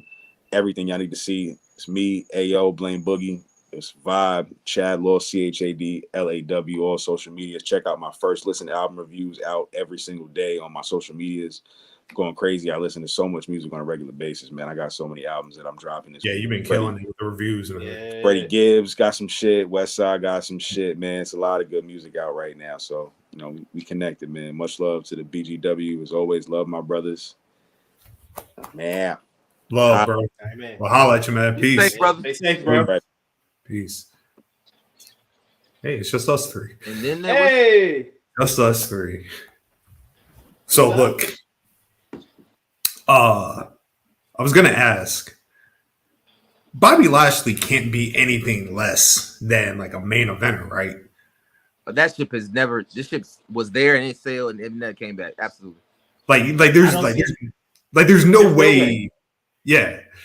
Bobby Lashley wins the international. That's not gonna work for me, brother. Hey, that's not gonna work for me, brother. I just don't like I feel like the Swerve, like we were talking earlier, like the Swerve, he has to kill Swerve. Like, my question to that. Oh, go ahead. No, go. Got it. So does it? I guess my bigger question is that yes, he is in the main eventer, but then does Swerve then go down?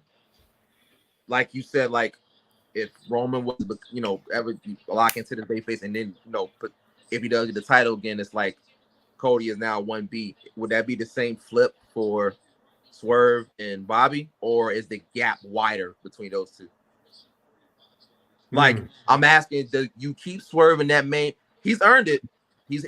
So do you keep him there, or do you move him back and let him climb back? Or has he earned the right to just stay locked in main event title pictures or main event type matches? I think Swerve going to be one of those type of guys. Like, he's always going to be. He's a main eventer without question. Marquee. You don't put him anywhere below. He's the main eventer that can go for like the international title. You know what I mean? Like, that's why I see Swerve. When he eventually gets the title back, I'm not sure, but that's fair. Because, like you said, Swerve's definitely like he ain't gonna be nothing short but like a marquee player from now on to me. Because I think his title reign proved that like he was money. He arguably, depending on, he could have been like wrestler of the year for real, the way that he was killing it with his title reign. So I don't really see him going anything lower than main eventer. Like he might like go, how sometimes you got to go on like a side quest every once in a while, but whatever he does, I think it's still gonna be like big time. So I think next year Swerve's like he has some like big matches. Like there's probably a rematch with Ospreay. Like this feud with the Hurt Syndicate is key. Next year, I think his biggest challenge would be Kenny Omega. Ooh, I was just thinking that in my motherfucking head, boy. Yeah. Has that right? has that happened? Oh, shit. No, it's never happened. Look, depending on how long this Death Riders angle goes, like he'd be a perfect person to go against Mox. Ooh. But like but he's locked in. Like he's locked in with this storyline, and it just depends on how long they go. Because I think the end point to the Blackpool Combat Club is a Kenny Omega return. Like nigga, like look, I'm leaning in. I need y'all to understand this, right? Do you know how fucking crazy that crowd is gonna go when Battle Cry hits? And John Moxley and everybody's looking around. Shit, John Moxley might like be like, nigga, I might cry. He's gonna be like, ooh, a real challenger. A real challenger. Hey yo, you know what Mox should do? Like when that happens? Remember when Brock saw Keith Lee the first time? Said, ooh! Big boy. Big boy. I don't give a fuck about the Young Bucks coming back. They can stay going for real. Thank you for your service. Yeah. God bless. God bless. You guys can. They definitely got that. I'm about to say that's who they no. Back to save. Nobody wants to see this. No. I don't. But I'm not saying that's probably what's gonna happen. They're gonna come back and be like when we talked about with Rhapsody, when it was like, yo, do you think the Bucks would get involved in this? I mean, it's their company.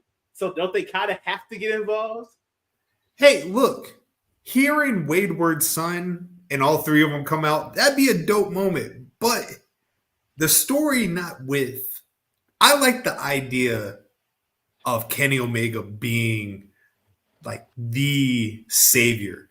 If we're talking about somebody who, like, if Mox is saying like he hates what AEW's become, what the fuck do you think Kenny Omega feels? Like Kenny Omega probably would be like, nigga, all of this? Do you think I wanted this? Hey, let's not forget what Kenny Omega told everybody in that locker room that one time. He said, I wouldn't even keep most of y'all. Most of y'all wouldn't be here. If it was, I genuinely believe it was up to Kenny Omega, AEW would be him, Kota Ibushi, and every Joshi wrestler you can think of. And I think Kenny Omega would be happy with that. He wouldn't have a problem. We would be look, under Kenny Omega, we would have Riho as the Ring of Honor or the AEW World Champion, and I'm okay with that. I love Riho. She's a ratings mover. Needle mover. You know what I mean? That's why do you think Mercedes hasn't called her out yet? Or Tony Storm? They scared of Big Money Riho. Oh, can wrestle. Private Party. Man, that was great. They finally won, man. They finally won. They did. They finally 5 years in the making. Finally won, man. 5 years. I was nervous. When I rewatched that match today, that I got the exact same feeling when I watched it the first time. I was like, damn. I was like, man, this is great.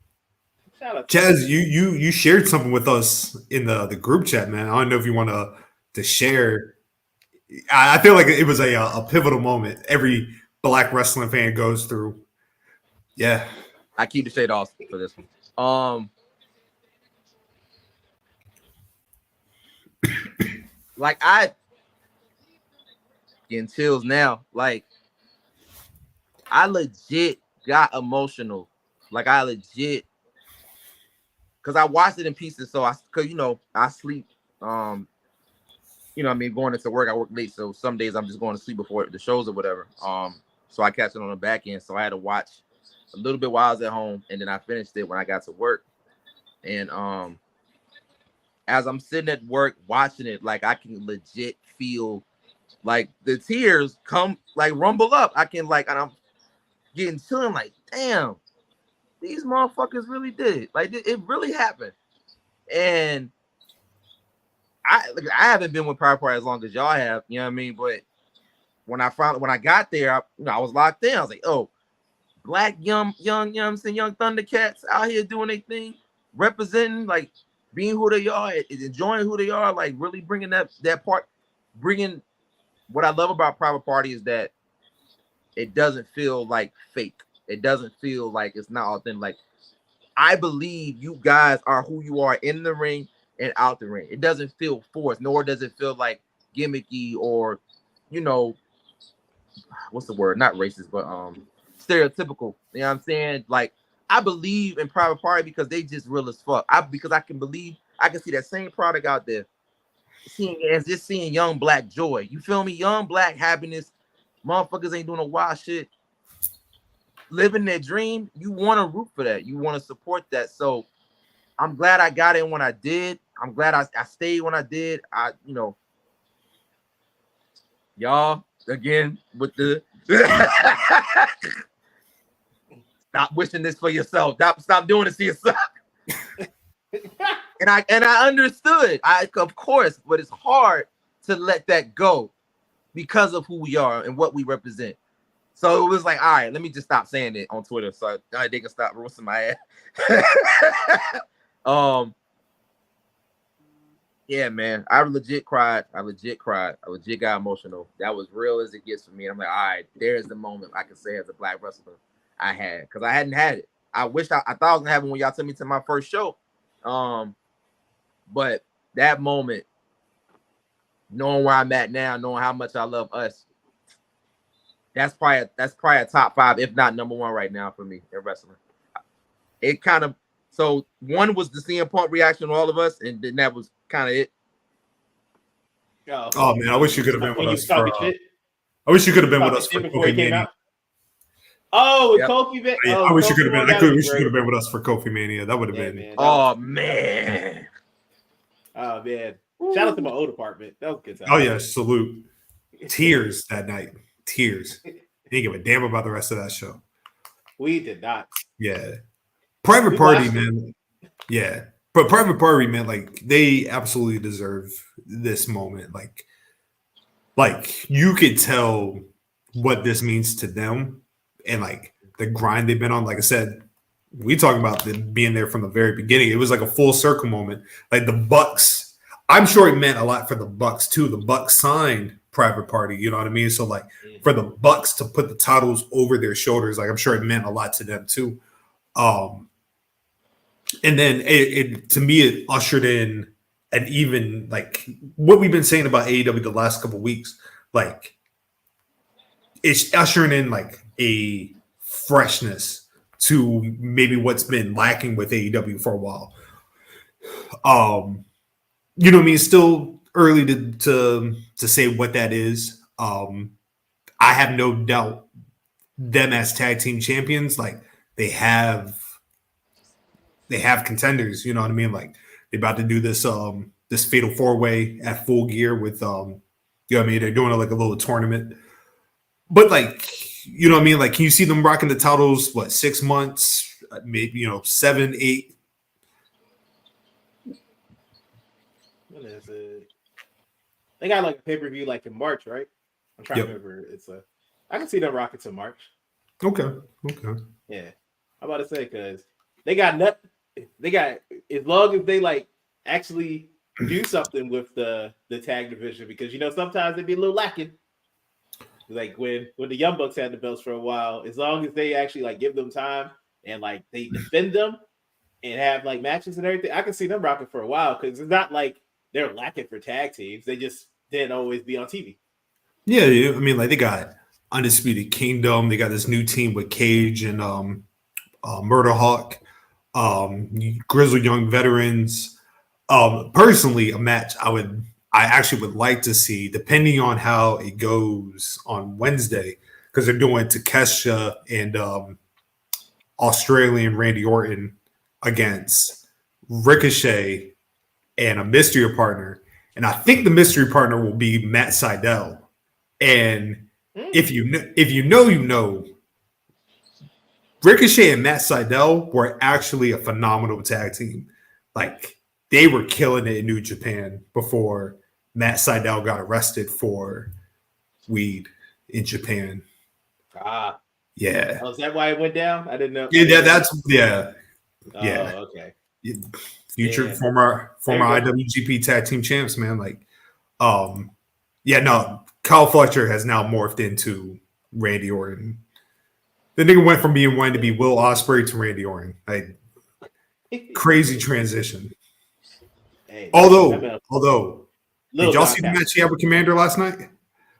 I did. That You need to go watch that Liger bomb. Yeah, that match was crazy. Who? Yeah. Commander and who? Kyle Fletcher. Oh, okay. Ooh. And you know, Commander to me is like Right. I got know how you feel about Commander. I like him as a person. He seems like a really good person. I just whatever. You just be when you see him on your screen, he just be like, man. Depending on who he's going against will determine if I'm gonna pay attention or not. Fair enough. Yeah. I get that. what Commander else? versus Hologram. I'll tune into that. I like Hologram. Okay. Beast Mortos. I'm locked in. Yeah, I got you. Mike Bennett. I get that. I wouldn't watch that either. So I get Commander and like one of the Iron Savages. No, you know what I mean, like. No disrespect. It's just like every time I watch my ROH, I just be like, yeah. over it. y'all supposed to be bigger. That's what I'm saying. Yeah. Like they have the elements. They cool. They cool. They cool. They cool. Like they're just like. Yeah. You know what? Yeah. You know what? Yeah, Scott. Yeah, I like that. They cool. Yeah, they cool. They cool, man. You know what I mean? Looks like they building up the Righteous for the ROH Tag Team title. Yep. Yeah, I saw that. I'm cool with the Righteous. I would give them the title shot before I gave anything to Iron Savages. Yes, I will agree with that. Who? The ROH Tag Team Champions. Sammy Guevara and Dustin. And Dustin, yeah. Dustin's a free agent now. Oh, is it? Oh, is it? Yeah, he's officially a free agent. Yeah. Oh, okay. Well, start the agenda now. Hey, look. Wait, hey. So he's a free agent and still got the belt? Yeah, apparently. You know Tony Khan don't care about. Right. All I'm saying, I would not mind Kevin Owens pulling up on Dustin Rhodes. Yep. Oh yeah. That's the angle I want. Violence. I would not mind that. Okay. All right. Just a couple more things before we slide up out of here. The new incentive of WWE, the Independent Development, WWE ID. Essentially, WWE is now sponsoring wrestling schools, if I'm not mistaken, correct? So they got a couple on deck. Reality of Wrestling, Rikishi's school, if I'm not mistaken. Cody, yeah. So in Seth, yeah. So essentially, the way that if I'm reading it correctly, they're sponsoring schools. So the schools will have like the tag, like it's a WWE sponsored wrestling school. The students of said wrestling school, they're not locked into a contract, but so they're free to go to any promotion. They are free to accept any booking. You know what I mean? Like it's not one of those cases like, oh, they're a WWE ID student. They're not going to lose. Like that's not a case, which a lot of people took it at that. A lot of people even went to the extreme that this is the death of indie wrestling, which is so fucking dramatic.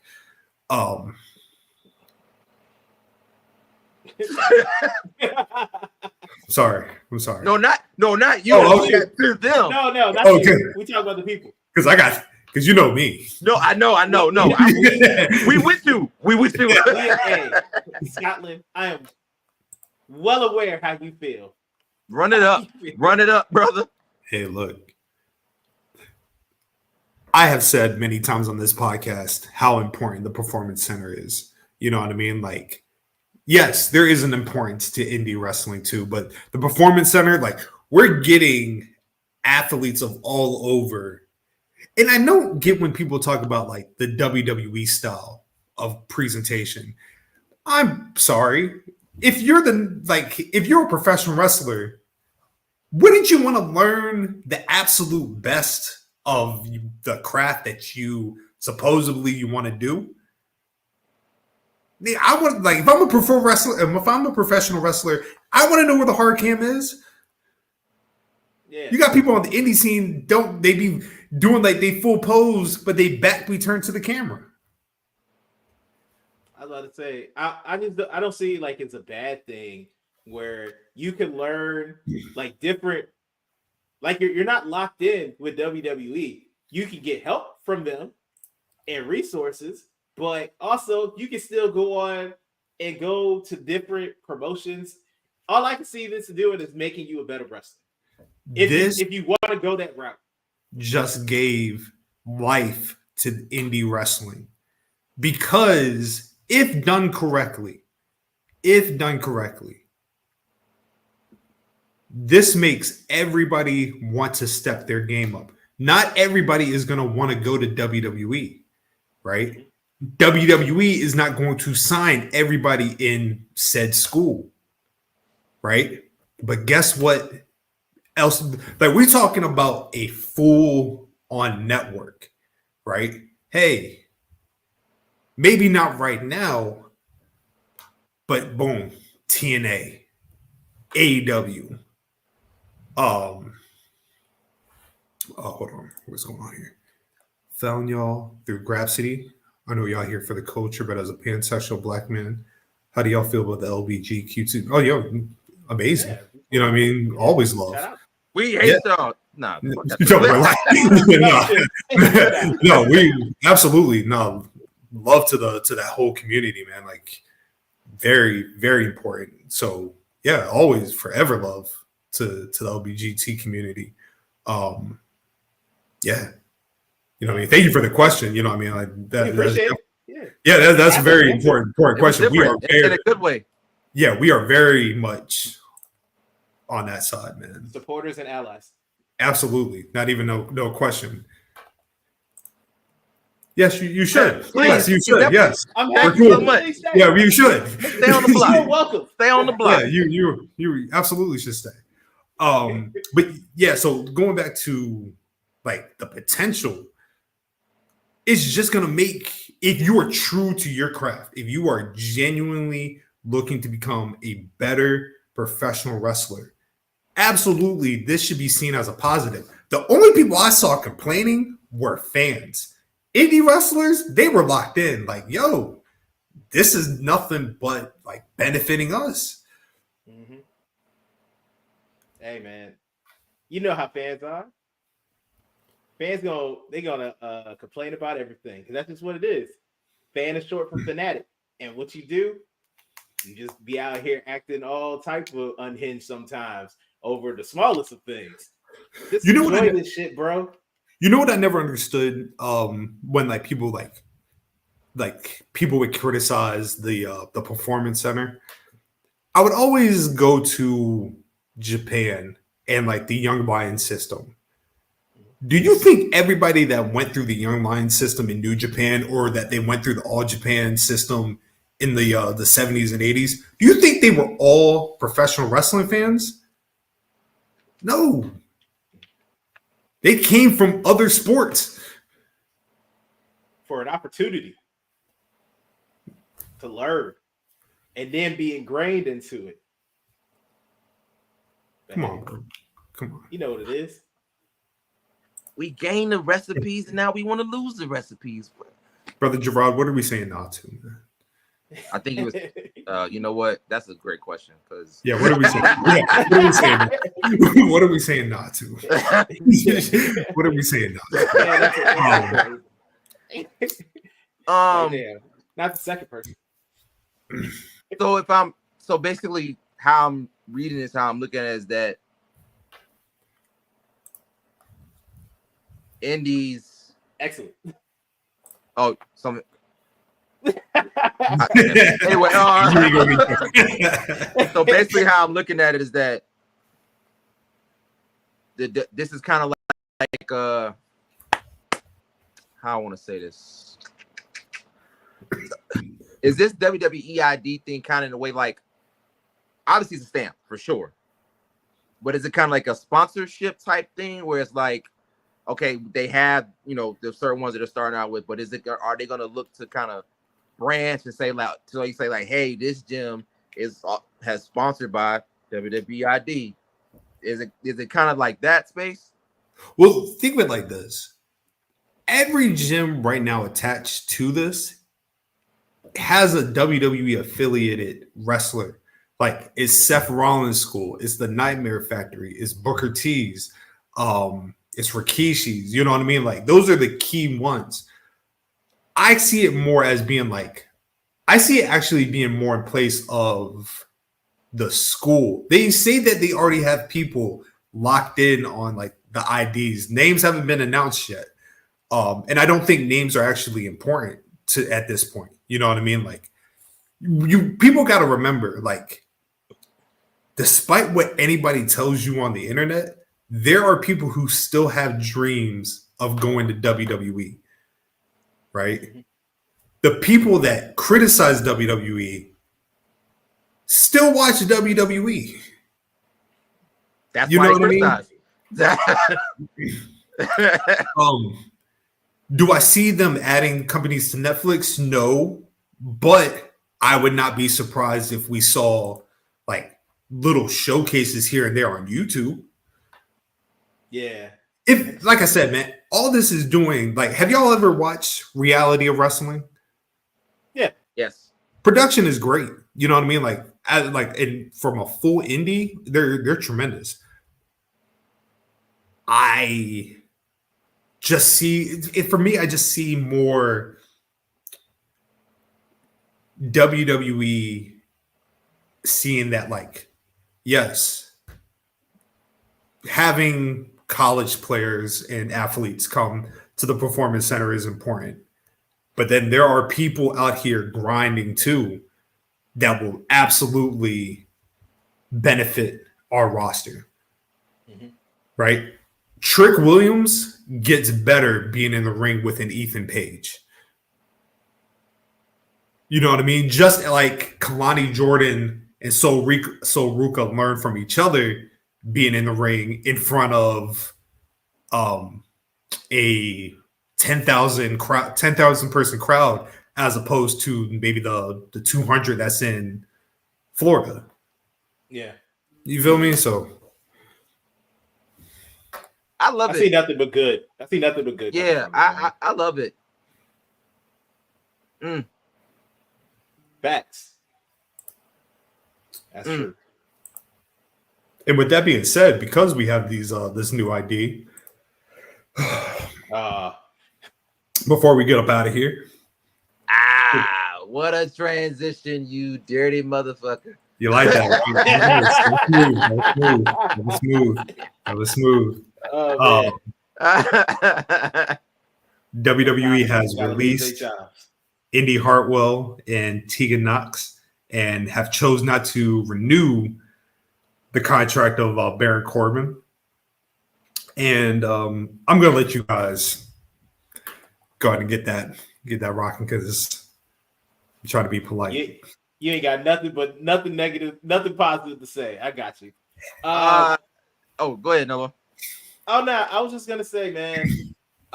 Tegan has had like a rough go at it. Her body has betrayed her, sadly, in her time with WWE. Like she's had some good moments when she was in NXT. Did you just see that rip? Hey, yo, come on, dog. Why you trying to say she got Brandon Roy knees? Stop it. Let it go. Right? That's cold, man. But nah, it's I wish her nothing but the best. I don't know what she's gonna do and what after these 90 days are over, but I see as long as she is healthy and still wants to pursue this thing, I say go out there and do your thing. Tegan Knox, Indy Hartwell, another one. I thought I enjoyed her being old girl sidekick the whole time, and when she was with the Way, a Japan tour. I mean, shit, why not? I mean, it helps improve people.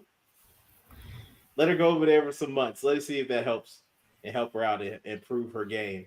And then Baron Corbin, I would say what Scotland said before we started the show for Baron Corbin. Baron Corbin can either go to another wrestling company or open up his own restaurant.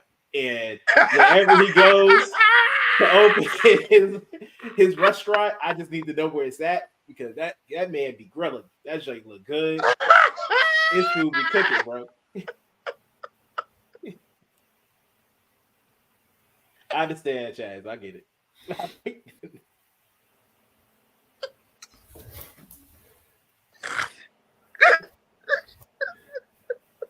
These were his words, man.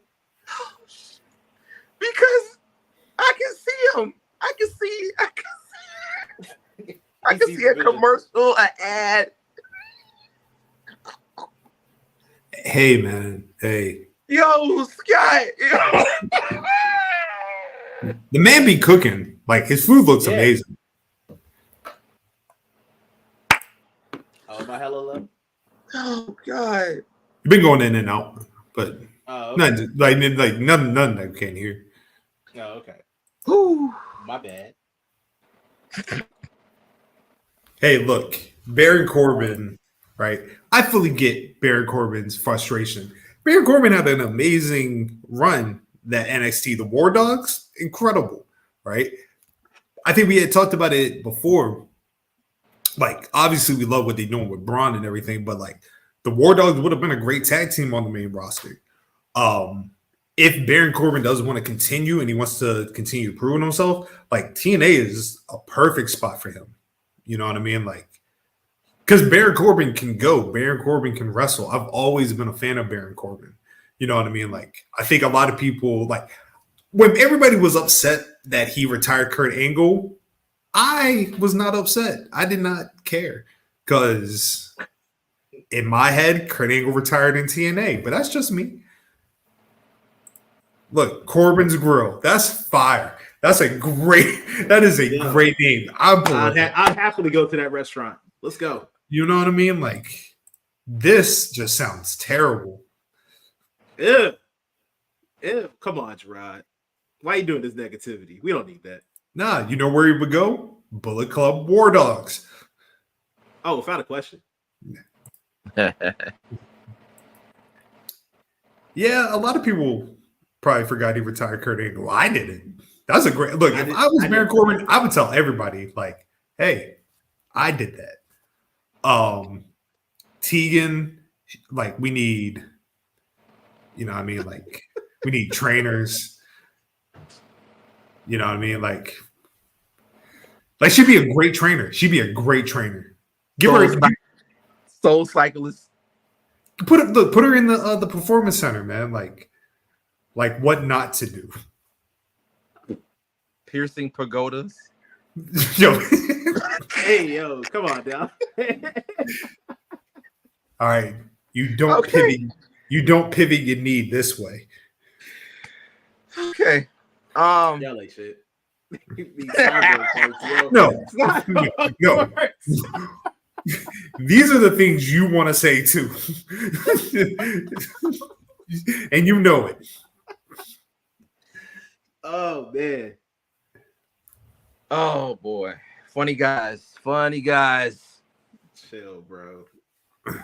I ain't got nothing else, man. Corbin's Grill is I don't have nothing else like Tegan Knox doesn't have anything in her knees. You can find me it's Raleoftheleaf on Twitter and Instagram. You're like quicksand. Oh, come on, dog. Follow the two pod pages at BGW Pod on the same two platforms. I saw somebody had the nerve to say, "Oh, it's been years since Tegan Knox injury." Nigga, do you know why they never gave her anything? Because that's not trustworthy. You tear both knees. That's crazy. Yeah. Nikita, like she next? She ain't got no knees either. She got 2 knee braces.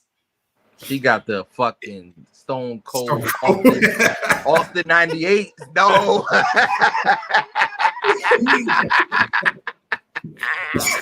She got them linebacker bracelets.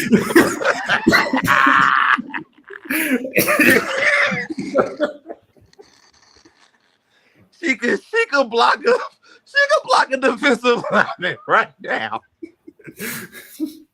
She need to go to Carolina. Yo, come on. Okay, all right, I'm done. Yo, you remember what happened to Sid Vicious when he jumped off the top rope? No.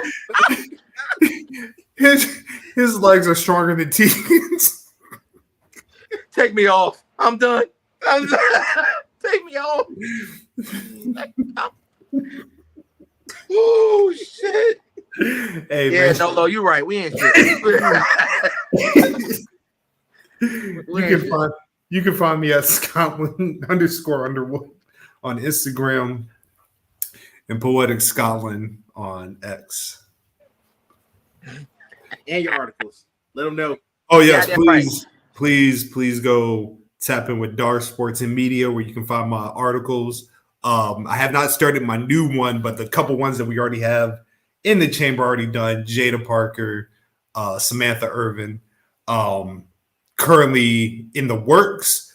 I have an article about Kimbo Slice that's being worked on. I have one on the Motor City Machine Guns. And hopefully I only have, I believe, a week and a half, but it will get done.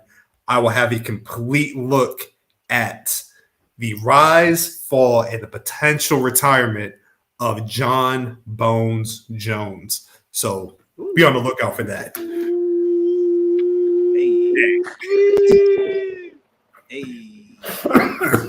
Hey, yo, not too much on my team, dog. Ain't doing this. We started the show talking shit about him, and we're gonna end the show talking shit about it. What is this? Oh man, I'm so happy I'll do my other pod live until the final whistle on Wednesdays. Yeah. Yes. Yeah, man, that was pretty rough. Yeah. Pretty rough. I ain't gonna add to it, Nolo. That was more than enough for me. Hey, man.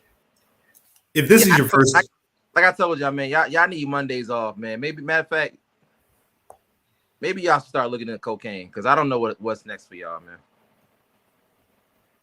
Well, Nolo, not you, because I love you. But don't go down that route. Yeah. Don't do coke. Don't do crack is whack. Crack is whack. Man. We ain't gonna keep doing this. It's all right. It's fine. I can't wait till your team has that usual monumental fall. Yeah, you know it's coming. Yeah, it's coming. But all right. Oh, please, Jada Parker highlight mixtape Tuesday. It's already been told to me through my various sources. It's a certified hood classic. So Chaz extraordinaire. The visionary. Yes. And also, hey man, shout out to Chaz Pack, dog. Because my man out here killing it, looking like Anderson Paak. I love that for him. Chaz Pack is crazy. It's hilarious. It is, but I like it. I like it. Damn, Chaz OB, IG, my man Zoe, Twitter X. And also, go ahead. No, go ahead.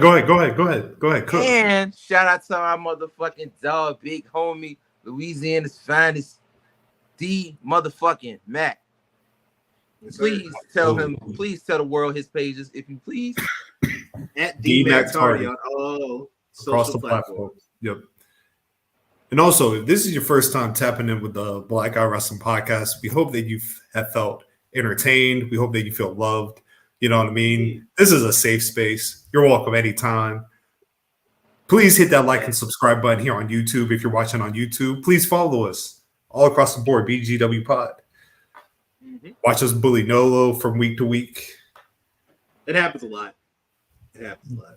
Mine is Chaz. Chaz is usually pretty cool. Damn. You said Chaz is pretty cool? I think it's I time. said Chaz is usually pretty cool, or like not. Yeah. Wow. like- So you can't even give the man full credit. That's what's up. That's what's up. Can't even He give the man. literally just talked about the cocaine in the.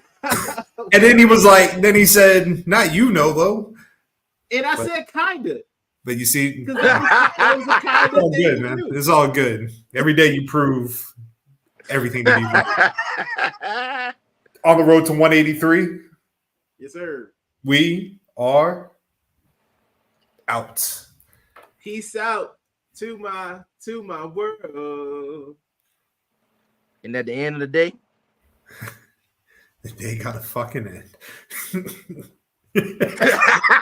Hey, yo.